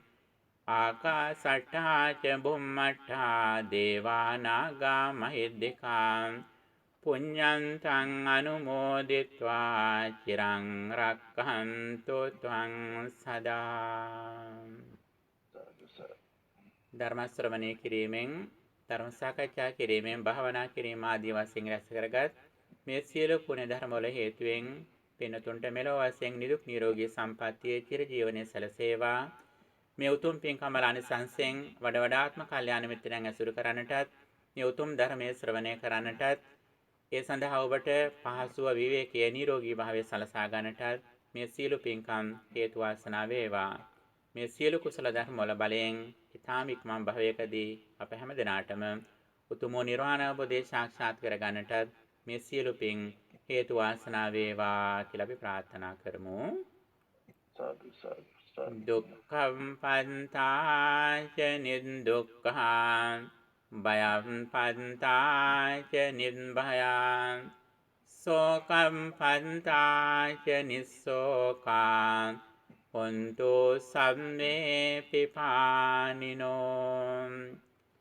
දුකින් පෙළෙන සත් දුකින් මිදෙත්වා, බියෙන් පෙළෙන සත් බිය නැති වෙත්වා, සොවින් තැවෙන සත් සොම්නස් වෙත්වා, නිතින් මේ හැම සත් සුවපත් වෙත්වා.